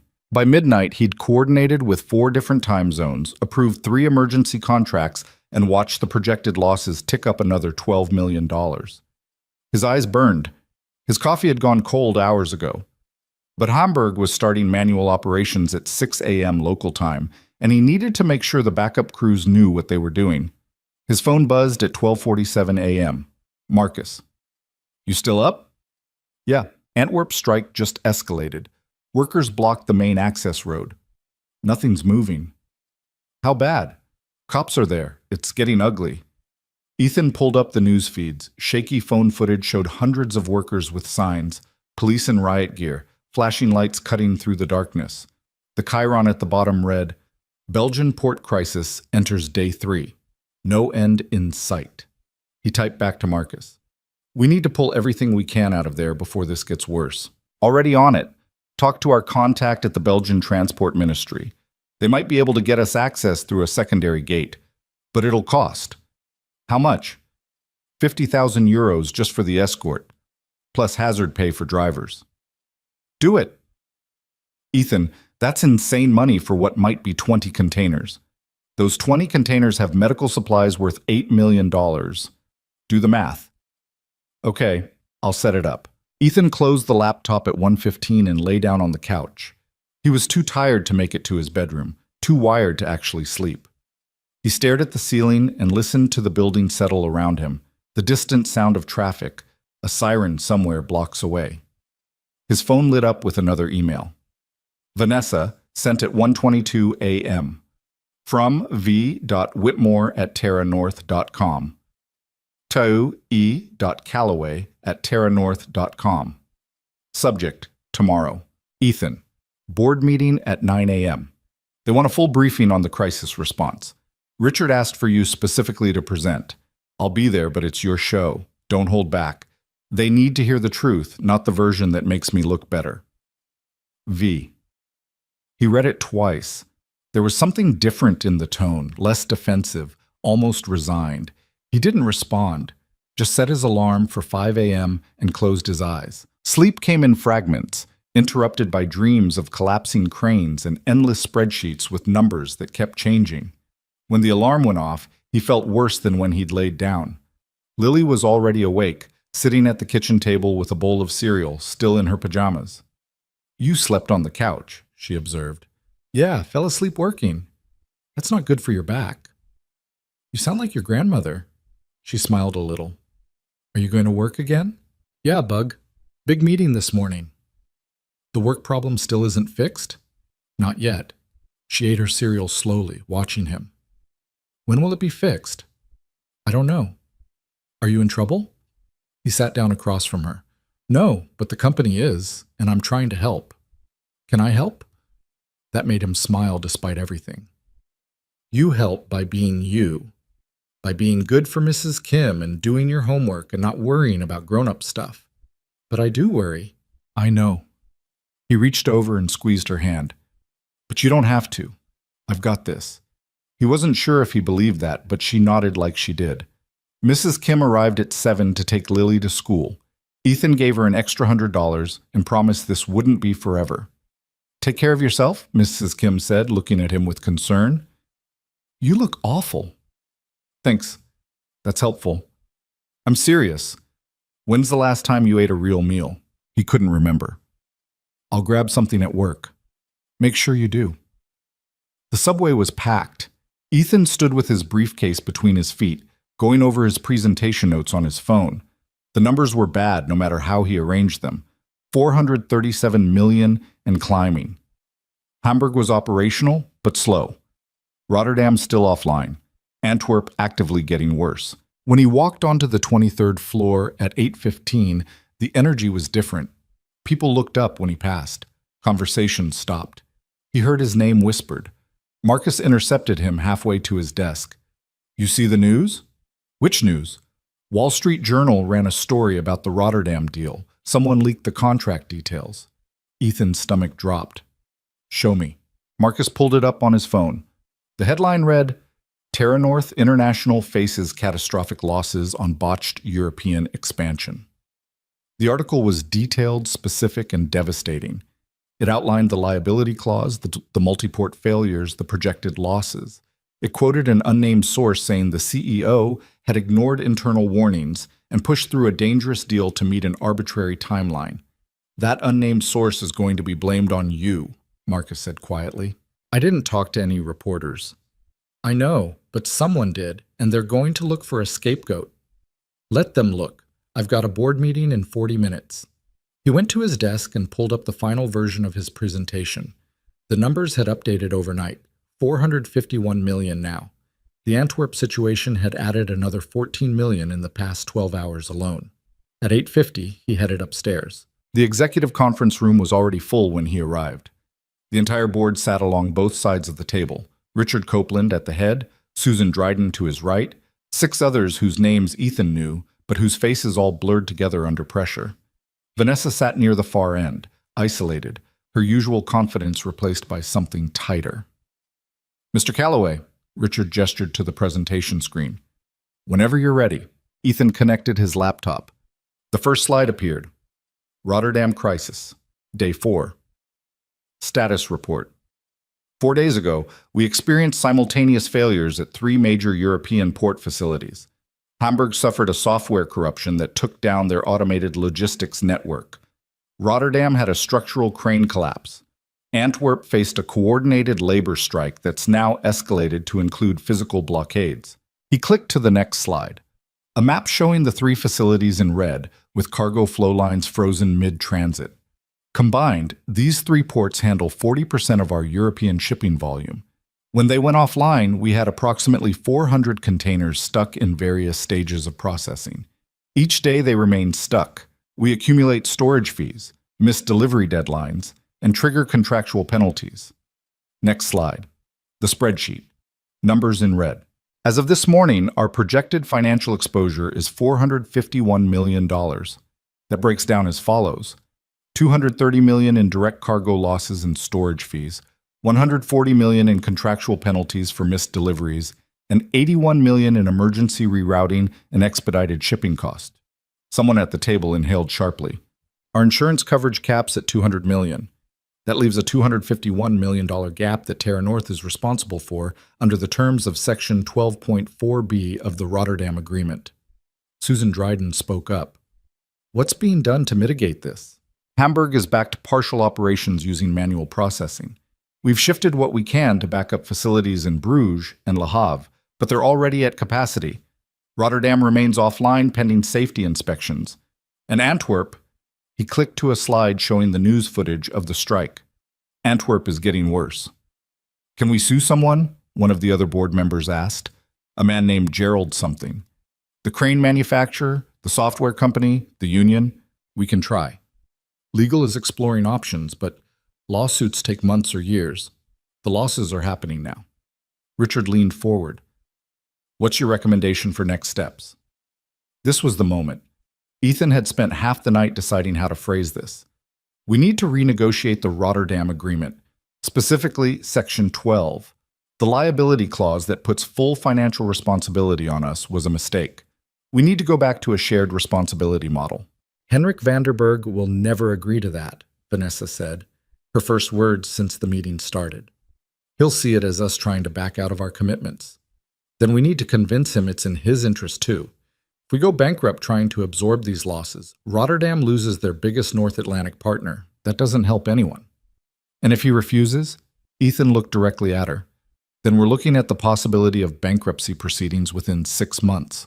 The room went silent. Richard removed his glasses and set them on the table. "Vanessa, set up a call with Henrik today. Ethan will join you. We're reopening negotiation on that clause whether they like it or not." "Richard, I don't think—" "That wasn't a request." Vanessa's jaw tightened, but she nodded. The meeting continued for another 30 minutes. Damage control strategies, PR response to the Wall Street Journal article, contingency planning if additional facilities went offline. Ethan answered questions, showed more slides, tried to sound more confident than he felt. When it finally ended, people filed out in small clusters, talking in low voices. Vanessa stayed seated until the room cleared. "That was brutal," she said. "Yeah." The bankruptcy comment. "You really think it could get that bad?" "If nothing changes? Yes." She stood, gathered her things. "The call with Henrik is at 2 p.m., conference room B. Don't be late." "I won't." She walked to the door, then stopped. "Ethan, that Wall Street Journal article. Did you?" "No, I didn't leak anything." "I believe you." She paused. "But someone did. Someone with detailed knowledge of the contract and the internal warnings. Probably someone from legal or finance. They were both in those early meetings. Or someone who wanted to make sure I took the fall for this." He didn't know what to say to that. She left without another word. Ethan went back downstairs and found Marcus waiting with coffee and a bagel. "You look like hell," Marcus said, handing them over. "Mrs. Kim called me and told me to make sure you ate." "She called you? She's got my number from that time I helped you pick up Lily when your car broke down. She's worried about you." "Everyone's worried about everyone." Ethan bit into the bagel. It was dry and tasteless, but he forced it down. "Thanks. So, how bad was it?" "Richard basically told Vanessa she needs to fix this or we're bankrupt in 6 months." "He said that in front of the whole board?" "Not in those words, but yeah." Marcus whistled. "She's got to be losing it." "I don't know. She's hard to read." "You feel bad for her?" Did he? Ethan thought about it. Vanessa had dismissed his warnings, pushed through a dangerous deal, and now the company was paying for it. But he'd also seen something in her office last night. Not quite vulnerability, but acknowledgement, acceptance of responsibility. "I feel bad for everyone," he said finally. "This whole thing is a disaster." The morning dragged. Ethan fielded calls from facility managers, reviewed updated cargo reports, approved more emergency spending. Every hour, the numbers ticked up. 453 million, 456 million, 461 million. At 1:30, he went to grab lunch from the cafeteria. The place was half empty, but he could feel people watching him. The guy who'd tried to stop the deal. The one now running crisis response. The one who might save them or might go down with everyone else. He bought a sandwich he didn't want and ate it standing by the window, looking out at the city.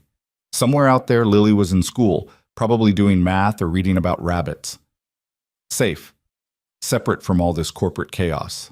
His phone buzzed. The school. Not again. Please not again. "This is Ethan Calloway."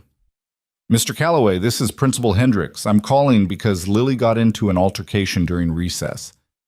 His heart stopped. "Is she hurt?" "She's fine, but she pushed another student. We need you to come in and discuss this." "Pushed?" "Lily doesn't push people." "I understand, but we have multiple witnesses. Can you come in this afternoon?" He looked at his watch. The call with Henrik was at 2. "I have a critical work meeting at 2. Can this wait until—" "Mr. Calloway, we have a zero-tolerance policy for physical altercations. I need you here today." He closed his eyes. "I'll be there at 3:30. "That's acceptable. We'll see you then." He texted Vanessa. "Family emergency. Need to leave by 3:15. How long is the Henrik call expected to run?" Her response came immediately. "However long it takes. This is not optional. I understand. I'll make it work." He had no idea how. At 2 p.m., he walked into conference room B. Vanessa was already there, along with James Kellerman from legal and Patricia Voss from finance. The video screen showed a waiting room graphic. "Henrik's running 5 minutes late," Vanessa said. "We'll use the time to align on strategy." "What strategy?" "We open by acknowledging the situation is unprecedented, express our commitment to the partnership, then propose a temporary adjustment to the liability structure until the crisis is resolved." "He's going to say no," Patricia said flatly. "Why would he take on additional liability when the contract currently shields his side completely?" "Because if we go bankrupt, he loses his biggest client in the North Atlantic corridor," Ethan said. "That's leverage." "It's a threat," James corrected, "and Henrik doesn't respond well to threats." "Then how do we phrase it?" Before anyone could answer, the screen flickered. Henrik Vanderberg appeared, looking tired and annoyed. Behind him, Ethan could see what looked like a conference room in Rotterdam, 2 other executives partially visible in the background. Vanessa, Ethan, James, Patricia. Henrik nodded to each of them. "I assume this is about the Wall Street Journal article." "Among other things," Vanessa said smoothly. "Thank you for making time on short notice." "Let's skip the pleasantries. What do you want?" "We need to discuss Section 12 of our agreement." Henrik's expression hardened. "The liability clause is not negotiable. We settled this 18 months ago." "The situation has changed." "The situation is exactly what the clause was designed to address. Multiple facility failures. You accepted responsibility for that scenario." "With respect," Ethan cut in, "we accepted responsibility based on a risk assessment that underestimated the probability of coordinated failures. What we're experiencing now is your problem, not mine." Henrik leaned back. Terra North pushed for expedited signing. Terra North insisted on maintaining operational control. Terra North accepted the revised liability language. I have the emails to prove all of that. Vanessa's face went pale. Henrik, we're not trying to void the agreement. We're asking for a temporary modification to help us weather. No. The answer is no. You want to talk about fair? We spent 18 months negotiating in good faith. Your team made demands, we accommodated. Your legal team approved every clause. And now that things are difficult, you want to renegotiate?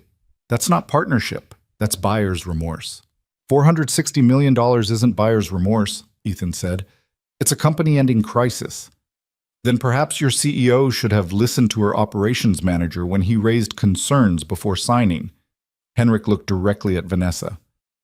I read the Wall Street Journal article. It mentioned internal warnings that were ignored. That's not our fault. The silence was suffocating. Vanessa's voice was tight. What do you want, Henrik? I want you to honor the contract you signed. I want Terra North to handle this crisis professionally. And I want you to stop trying to make your mistakes my problem. He paused. If you want to discuss expanding our partnership once this is resolved, I'm open to that conversation. But the liability clause stands. Henrik, this call is over. Good luck with your crisis. The screen went black. Nobody moved. Finally, Patricia spoke. Well, that went exactly as badly as expected. James was already typing on his laptop. I'll have legal review our options for contractual renegotiation under duress clauses. There are no duress clauses, Vanessa said quietly. We signed this willingly. Then we're stuck with it. Ethan checked his watch. 2:47 p.m. He had 28 minutes to get to Lily's school. I need to go, he said. Vanessa looked up. What? I have a family emergency. I need to leave. Ethan, we just had our renegotiation strategy destroyed. We need to regroup. I understand, but my daughter is in trouble at school, and I need to be there. Your daughter. Vanessa's voice went cold. We're facing bankruptcy, and you're leaving for a school meeting? Something in Ethan snapped. Yes, I'm leaving for a school meeting, because that's what parents do. They show up when their kids need them. Even when the timing is terrible. Even when there's a crisis at work. Even when their CEO is staring at them like they're abandoning ship. He stood, grabbed his briefcase. I've been working 18-hour days for a week trying to fix a problem I warned you about. I've coordinated with 4 continents, approved millions in emergency spending, and presented to a board that could have fired me for being right when it was inconvenient. And now my 6-year-old daughter, who has been dragged through this mess through no fault of her own, needs me. So yes, I'm leaving. Vanessa stared at him. I'll be back, Ethan continued. I'll work tonight. I'll work all weekend if I have to. But right now, for the next 2 hours, I'm going to be a father. Because that's the one part of my life I'm not willing to screw up. He walked out before anyone could respond. The subway ride to Riverside Elementary took 23 minutes. Ethan stood the whole way, hands gripping the pole, trying to calm down. He just walked out on his CEO during a crisis. That was probably a career-ending move. But the image of Lily pushing another kid, his quiet, gentle daughter who cried when cartoon animals got hurt, was eating at him worse than any spreadsheet. Principal Hendrick's office was exactly how he remembered it. Motivational posters, a desk covered in papers, a sad-looking plant in the corner. Lily sat in one of the chairs, small and miserable, Mr. Hopsworth in her lap. When she saw Ethan, her face crumpled. Daddy. He knelt in front of her. Hey, Bug. You okay? She nodded, but tears were streaming down her face. Principal Hendricks cleared her throat. Mr. Calloway, thank you for coming. Please, sit. Ethan sat in the chair next to Lily and took her hand. I want to start by saying Lily has been an exemplary student, Hendricks began. This is completely out of character for her. But during recess today, another student apparently made a comment that upset her, and she responded by pushing him. He wasn't hurt, but we can't allow physical contact regardless of provocation. What was the comment? Ethan asked. Hendricks hesitated. According to the other children, the boy said something about Lily not having a mother. Ethan's chest went tight. He said my mom left because I was bad, Lily whispered. He said that's why she didn't want me. Everything else fell away.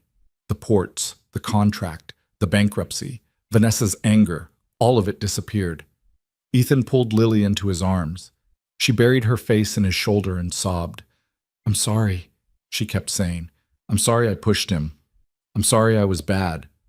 "You're not bad," Ethan said into her hair. "You're not bad, baby. None of this is your fault."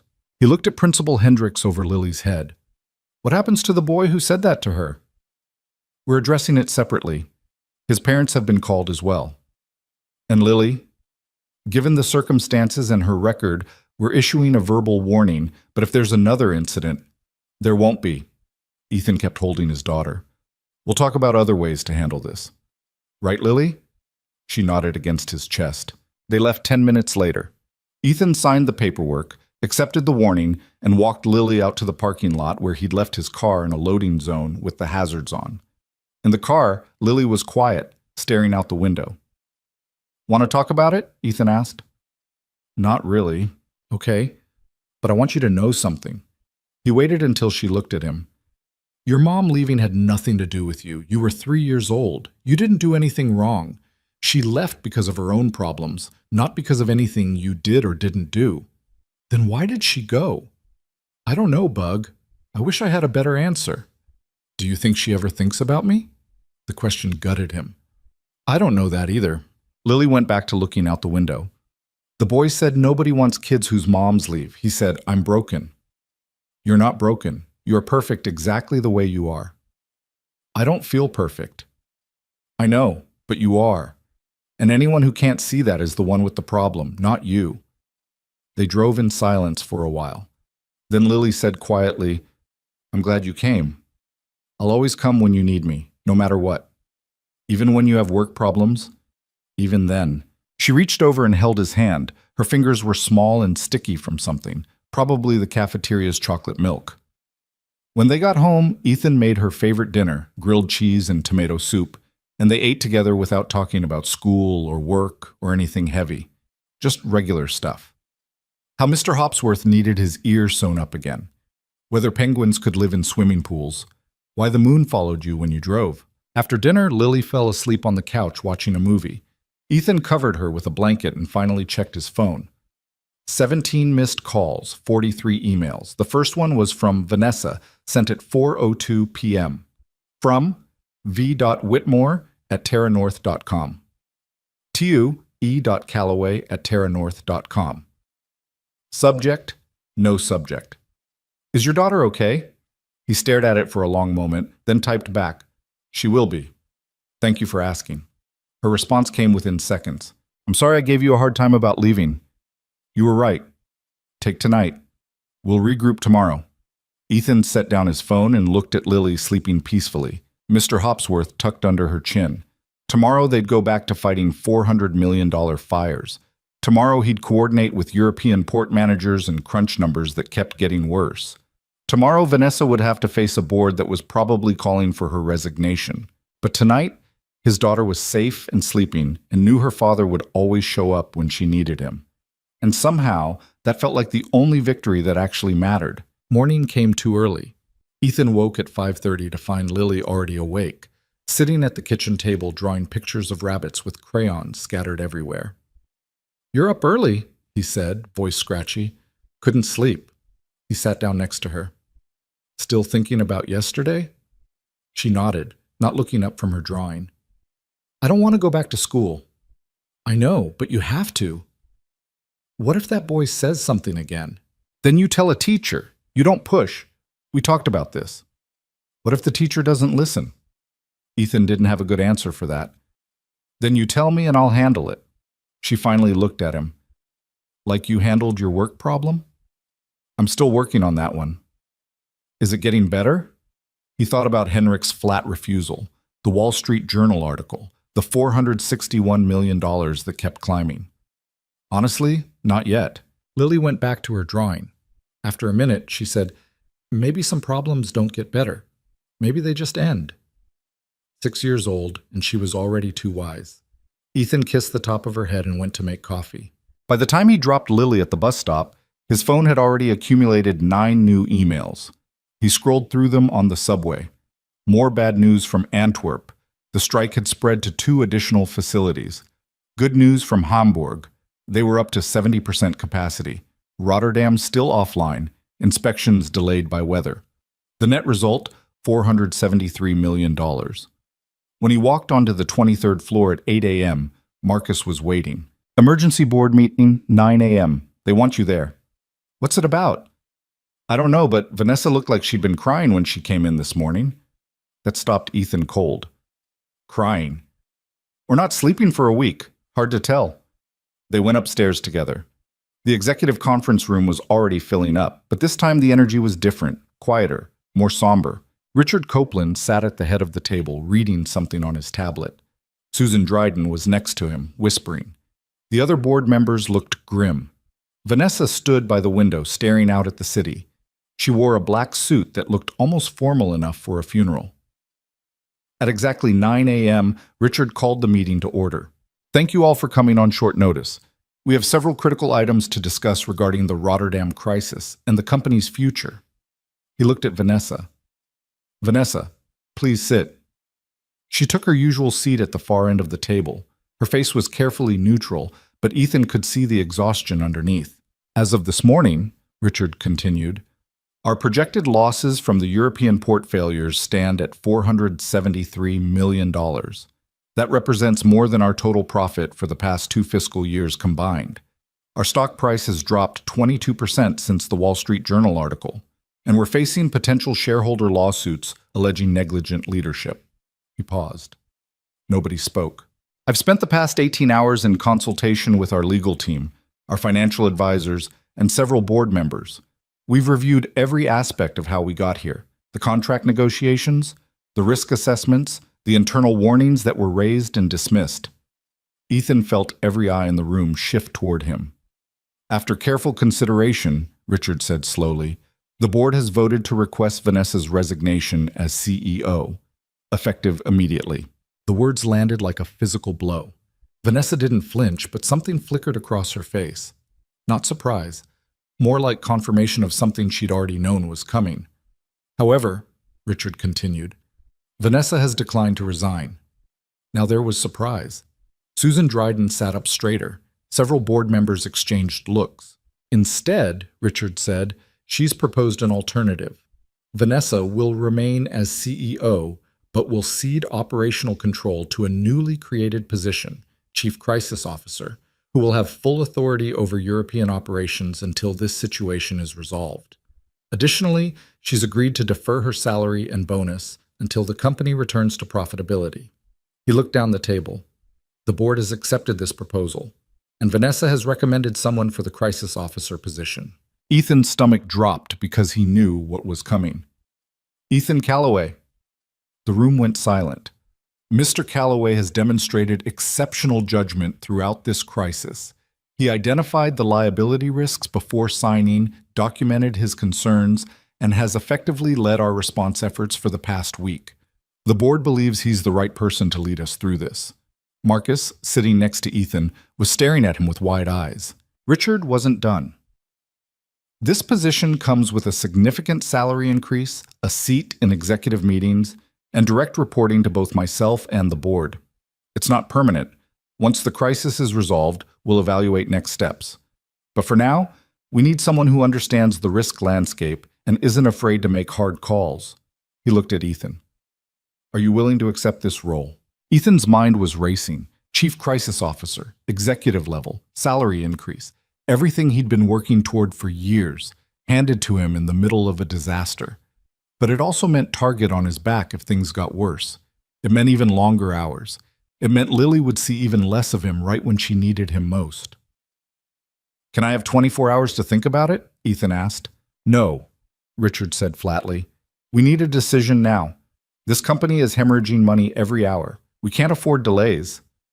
Ethan looked at Vanessa. She was watching him with an expression he couldn't quite read. Not resentment, something closer to understanding. What happens if I say no? He asked. Then we bring in an outside consultant who doesn't know our systems, our people, or the nuances of what went wrong. They'll be competent, but they won't be you. Ethan thought about Lily sitting at the kitchen table this morning, drawing rabbits, asking if problems ever got better, or just ended. He thought about her school telling him to pick his battles.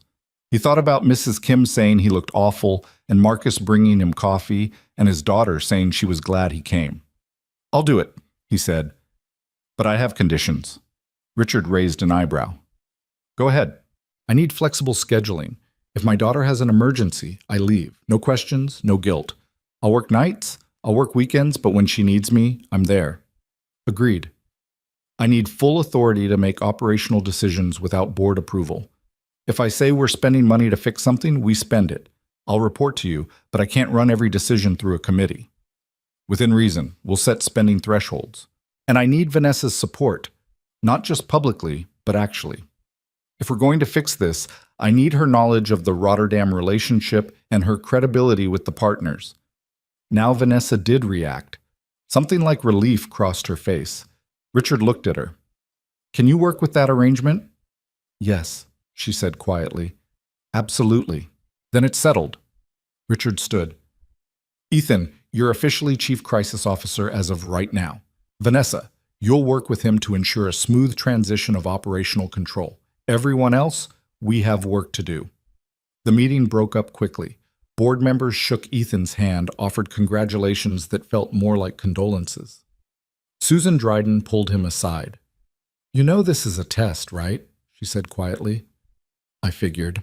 If you pull this off, you'll have a real future here. Maybe even Vanessa's job eventually. But if you fail, you'll be the one taking the fall for all of this. Not her. Not Richard. You." "I know." She studied him. "And you're doing it anyway. Someone has to." "Good luck, Ethan. We're all counting on you." After she left, Ethan stood alone in the conference room, trying to process what had just happened. Chief Crisis Officer, executive level. He'd just agreed to either save the company or go down with it. His phone buzzed. Lily's school. He closed his eyes. Not today. Please, not today. "This is Ethan Calloway." "Mr. Calloway, this is Mrs. Patterson, Lily's teacher. I wanted to let you know she's having a good morning so far. Very focused in class. I know yesterday was difficult, so I thought you'd like to hear that she's doing well." The relief was physical. "Thank you. That means a lot." "Of course. She's a wonderful child. We'll take good care of her." When he hung up, Vanessa was standing in the doorway. "Your daughter okay?" she asked. "Yeah, teacher just checking in." "That was nice of her." They stood there awkwardly. Finally, Vanessa said, "I meant what I told the board. I think you're the right person for this. Even though I tried to stop your deal? Because you tried to stop it. You saw what I couldn't or wouldn't." She walked over to the window, looking out at the city the same way she had earlier. "I built this company into something incredible. But somewhere along the way, I started thinking I was invincible, that my judgment was perfect, that anyone who questioned me was either jealous or incompetent." "You're not incompetent." "No, but I was arrogant, and that's almost worse." She turned to face him. "Henrik was right yesterday. I pushed for expedited signing. I insisted on operational control. I accepted that liability clause because I was so sure nothing would go wrong. And when you warned me, I dismissed you because admitting you might be right meant admitting I might be wrong." "So what changed?" "You left yesterday. Walked out in the middle of a crisis because your daughter needed you. And I realized I've never done that. Never prioritized anything over this company. My relationships fell apart because I was always working. My family stopped calling because I never answered. I can't remember the last time I had a conversation that wasn't about deals or money or strategy." She looked directly at him. "You have something I don't. Something I'm not sure I'll ever have. You know what actually matters." Ethan didn't know what to say to that. "Anyway," Vanessa continued, "I'm here to help however I can. You want to call Henrik again? I'll set it up. You need me to negotiate with the Belgian government about the strike. I'll get on a plane tonight, whatever you need. I need you to tell me what Henrik values more than the contract. Everyone has something they care about more than money. What's his?" Vanessa thought for a moment. "Legacy. He's 62 years old. This is probably his last major deal before retirement. He wants to be remembered as the person who modernized European shipping, not the one who presided over a disaster that bankrupted a major partner." "Then that's our angle." They spent the next hour building a new strategy. not renegotiating the liability clause. Henrik had made it clear that was off the table, but finding ways to minimize the damage that would benefit both companies. At 11 a.m., Ethan called an all-hands meeting for the European operations team. 40 people crammed into the largest conference room on 23. "I know everyone's heard by now," Ethan said. "The board created a new position, and I'm taking it. That doesn't mean I suddenly have all the answers. It means we're going to figure this out together." He pulled up the latest numbers on the screen. 473 million in red. "This is bad. I'm not going to pretend it isn't. But we've made progress. Hamburg is at 70% capacity and climbing.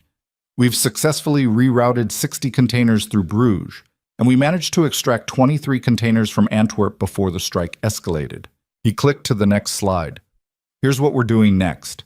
First, we're going to petition the Belgian Labour Board to allow emergency medical shipments out of Antwerp. We have 8 containers of cancer medications that can't wait. Second, we're accelerating the Rotterdam repairs by bringing in a second engineering team. That'll cost extra, but cut our offline time in half. Third, we're going to offer Henrik a partnership expansion that gives him control over 3 new routes in exchange for helping us absorb some of these losses." Priya raised her hand. "Will he go for that?" "I don't know. But it's better than what we're offering now, which is nothing." Marcus spoke up. "What do you need from us?" "Everything. I need cargo reports updated every 4 hours. I need cost projections run on every scenario. I need someone coordinating with the Belgian embassy. I need people working overnight to keep Hamburg running. I need all of you to give me the best work of your careers." He paused. "And when you need to leave for a family emergency or a kid's school play, or because you're so exhausted you can't see straight anymore, I need you to tell me, because we're not solving this crisis by destroying ourselves." The room was quiet. "We're going to get through this," Ethan said. "I don't know how yet, but we will." The meeting broke up. People scattered to their tasks. Marcus stayed behind. "That was good," he said. "That was desperate." "Yeah, but it sounded good." Ethan called Henrik at 2 p.m. with Vanessa sitting next to him. The Dutch executive appeared on screen, looking no less tired than before. "I told you the clause wasn't negotiable," Henrik said immediately. "I'm not calling about the clause," Ethan said. "I'm calling about something better." He spent the next 20 minutes laying out the proposal. Terra North would honor the full liability under the current contract. No renegotiation. But in exchange, Rotterdam Global would enter a new 5-year partnership that gave them primary control over 3 emerging routes in the North Atlantic, routes Terra North currently controlled but would transfer over. These routes are projected to generate $200 million in revenue over 5 years, Ethan explained. "That's not quite enough to offset our current losses, but it's significant, and it positions your company as the dominant player in the corridor you've been trying to break into for a decade." Henrik was listening. Actually listening. "Why would you give up profitable routes?" he asked. "Because they're profitable over 5 years. We need to survive the next 5 months. This gives us both something we need. You get expansion. We get breathing room. And what makes you think I care about expansion when I'm already in a strong position?" Vanessa spoke for the first time. "Because you're 62 years old, and this is your legacy play, Henrik. You don't just want to maintain what you have. You want to be remembered as the one who transformed European shipping. This partnership does that." Henrik's expression didn't change, but something shifted in his eyes. "You've been doing your homework." "We're desperate," Vanessa said bluntly, "but we're offering you something real, not just survival for us. Growth for you." Henrik leaned back in his chair. "I need to discuss this with my board. Give me 48 hours. 24, Ethan countered. "Every day costs us millions. 36, that's as fast as I can move." "Deal." The screen went black. Vanessa let out a long breath. That might actually work. If his board agrees, they will. Henrik wouldn't have asked for time if he wasn't seriously considering it. Over the next 36 hours, Ethan barely slept. He coordinated the Belgian medical shipment emergency petition, approved after intense negotiations. He oversaw the second engineering team arriving in Rotterdam, cutting projected offline time from 10 days to 5. He reviewed 200 pages of cost reports and approved another $18 million in emergency spending. And every night he went home to Lily, made dinner, helped with homework, read the rabbit books, tucked her in, On the third night, she asked him, "Is your work problem getting better?" "Maybe. I'll know tomorrow." "I hope it gets better. You look tired." "I am tired." "But you're still coming to my school play on Friday, right?" He'd completely forgotten about the school play. "Absolutely. What time?" 2:00. "I'm a rabbit." "Of course you are," she smiled. "I get to hop." "I can't wait to see it." Thursday morning, Henrik called at 9 a.m. sharp. Ethan was in the executive conference room with Vanessa, Richard Copeland, and James Kellerman. They'd all been waiting since 8. Henrik appeared on screen. "My board has reviewed your proposal." Ethan held his breath. "They have concerns about the timeline for route transfer and want additional guarantees about operational standards. But in principle, they're willing to move forward." The relief in the room was palpable. "However," Henrik continued, "I need something else. A public statement acknowledging that Rotterdam Global worked in good faith throughout this crisis and that the failures were infrastructure issues beyond anyone's control. I won't have my company's reputation damaged because of port failures we didn't cause." Richard spoke up. "We can do that. And I want Vanessa to sign it personally, not as CEO making a corporate statement, as the person who led these negotiations." Vanessa didn't hesitate. "I'll sign it." "Then we have a deal. My legal team will draft the partnership expansion agreement. We can have something ready to sign by next week." After the call ended, Richard actually smiled.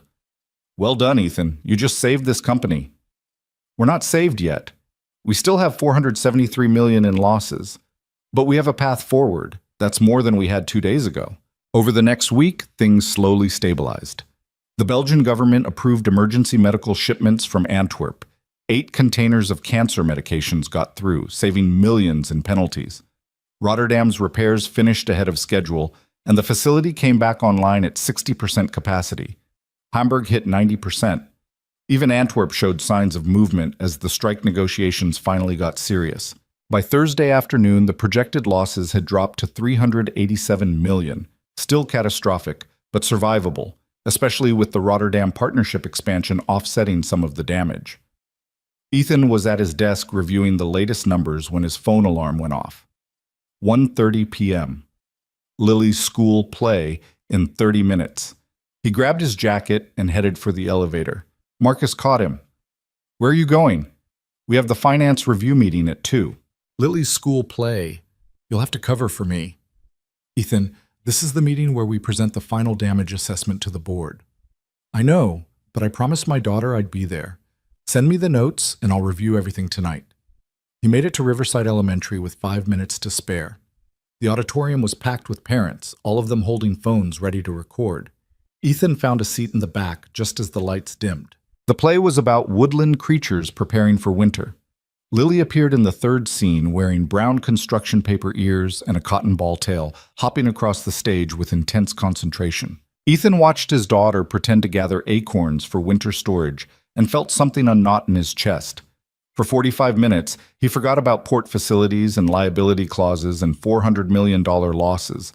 He just watched his 6-year-old hop around a stage and deliver her one line, "We must prepare for the cold," with absolute seriousness. When the play ended, parents erupted in applause. Lily took her bow with the other rabbits, scanning the crowd until she found him. Her whole face lit up. Afterward, in the school parking lot, she was still wearing her rabbit ears. "You came," she said, throwing her arms around him. "Of course I came. I promised." "Did you see me hop?" "Best hopping I've ever seen." Tommy forgot his line and just stood there, but I remembered mine. "You were perfect." They got ice cream on the way home, even though it was almost dinner time. Lily sat across from him at the shop, chocolate ice cream on her nose, telling him every detail of the rehearsals and how Mr. Hopsworth helped her practice her line. Ethan's phone was buzzing constantly in his pocket. He ignored it. When they finally got home around 5, he checked his messages. 23 emails, 14 texts, 3 voicemails. The finance review meeting had apparently gone well. The board accepted the final assessment. Richard wanted to schedule a one-on-one for tomorrow morning. Vanessa had sent the draft of the public statement for him to review, but there was one email that made him stop. From h.vanderberg@rotterdamglobal.com. To e.callaway@terranorth.com. Subject: Partnership. Ethan, The agreement is finalized. My legal team will send the official documents tomorrow, but I wanted to reach out personally. You could have blamed us for the crisis. You could have leaked to the press that we made the clause change. You could have fought dirty. Instead, you found a solution that helped both our companies. That's rare in this business. I respect it. Looking forward to working together. Henrik Ethan read it twice, then closed his laptop. The next morning, he met with Richard Copeland in his office. The chairman looked better than he had in weeks. Less gray, less exhausted. The board met last night, Richard said. We've been discussing next steps. Okay. The crisis officer position was always meant to be temporary. Now that we have the situation under control, we need to decide what comes next. Ethan's stomach tightened. Here it comes. The thank you and goodbye. We'd like to make you Chief Operating Officer, permanent position, full executive status. You'd oversee all operational divisions globally, not just European shipping. Ethan blinked. I'm 32. I'm aware. I've been with the company less than 4 years, and in that time you've proven you have better judgment than executives who've been here 15 years. You identified risks others missed. You led us through a crisis that could have destroyed us, and you did it while being a single father to a 6-year-old. Richard leaned forward. That kind of balance is rare, Ethan. Most executives sacrifice everything for the job. You proved you don't have to. What about Vanessa? Vanessa will remain CEO. She's good at what she does, strategy, partnerships, vision. But she needs someone operationally who can tell her when she's moving too fast or missing critical risks. That's you. Does she know about this? It was her suggestion. That surprised him. Really? She said you're the only person she trusts to tell her the truth, even when it's uncomfortable. That's exactly what we need. Ethan thought about Lily at the kitchen table asking if problems ever got better, or just ended. He thought about the past few weeks, the exhaustion, the stress, the constant balancing act between work and family. But he also thought about the team he'd built, the crisis they'd survived, the fact that he'd actually made a difference. I need to talk to my daughter first, he said. Richard smiled. Of course you do. That evening, after dinner, Ethan sat down with Lily at the kitchen table. She was coloring another rabbit picture, Mr. Hopsworth watching over her shoulder. Bug, I need to talk to you about something. She looked up, suddenly serious. Am I in trouble? No, you're perfect, but Daddy got offered a new job. A different job? You're leaving? No, same company, but a bigger job, more responsibility, which means probably some longer hours sometimes. Her face fell. Oh, but, he continued quickly, it also means more money, which means maybe we can move to a bigger apartment. Maybe get you your own room that's not right next to mine. Maybe take a real vacation this summer. Where would we go? I don't know. Where do you want to go? The beach, with real waves. Then we'll go to the beach with real waves. She thought about it. Will you still come to my school stuff? Always. That's non-negotiable. I already told them, if you need me, I'm there. No matter what. Okay. She went back to coloring. Then, without looking up, she said, I think you should take it. Yeah? Yeah, you're good at your job, and you work really hard. You should get the bigger office. He laughed. How do you know I get a bigger office? Don't you? Probably. Then you should definitely take it. Ethan called Richard that night and accepted the position. The announcement went out company-wide the next morning. Ethan Callaway, Chief Operating Officer, youngest executive in Terranorth's history. The reactions were mixed. Some people were genuinely happy. Marcus hugged him. Priya started crying. Others were clearly resentful, whispered comments about luck and timing and whether he'd actually earned it. Ethan didn't care. He'd stopped worrying about what people thought weeks ago. Vanessa called him to her office that afternoon. Congratulations, she said, and she seemed to actually mean it. Thank you, and thank you for suggesting it. I didn't suggest it because I like you. I suggested it because you're the right person for the job. She paused. But for what it's worth, I do respect you. What you did during this crisis, the way you handled everything, I learned a lot. Yeah?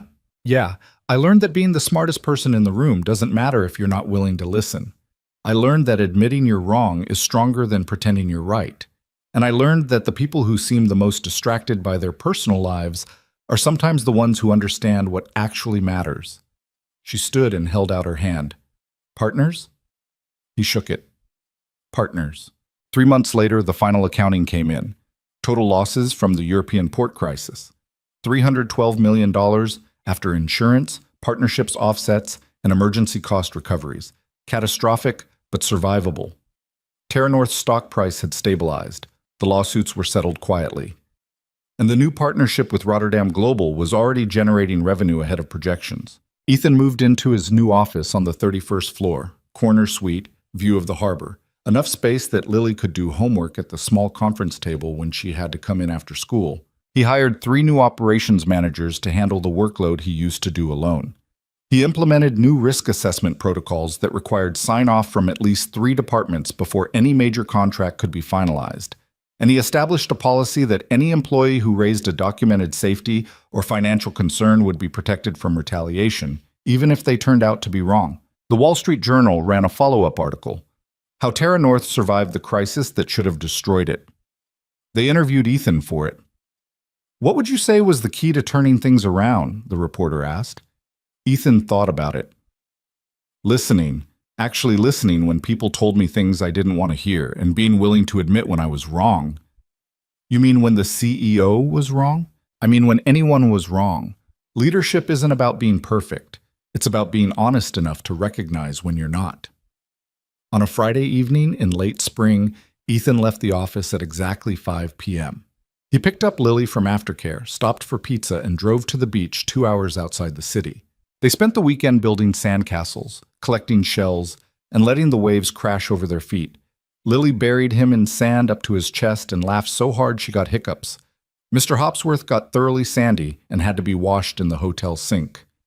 Sunday evening, as the sun set over the water, Lily sat next to Ethan on the beach, both of them watching the sky turn orange and pink. "Daddy?" "Yeah, Bug?" "Remember when you asked if I thought problems get better or just end?" "I remember." "I think they do get better, but only if you keep trying." He looked at his daughter, 6 years old, wiser than she had any right to be, still clutching a sandy stuffed rabbit. "You're right," he said. "They do get better. It just takes time."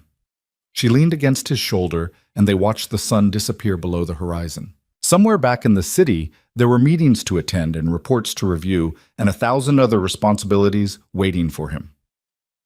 But right here, right now, sitting on a beach with his daughter while the waves rolled in and the sky darkened, Ethan Callaway understood something that all the spreadsheets and contracts and executive titles in the world couldn't teach him. Success wasn't about controlling every outcome or being right every time or never making mistakes.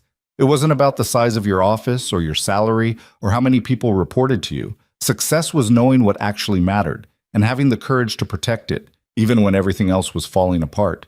It was showing up when people needed you. It was admitting when you were wrong. It was asking for help. It was prioritizing a school play over a board meeting because you'd made a promise to a 6-year-old girl in rabbit ears.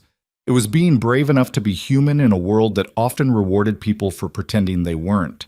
And as Lily fell asleep against his shoulder while the stars came out above the ocean, Ethan realized that for all the chaos and fear and near disaster of the past few months, he'd somehow ended up exactly where he needed to be. Not perfect, not invincible, not without scars, but present, honest.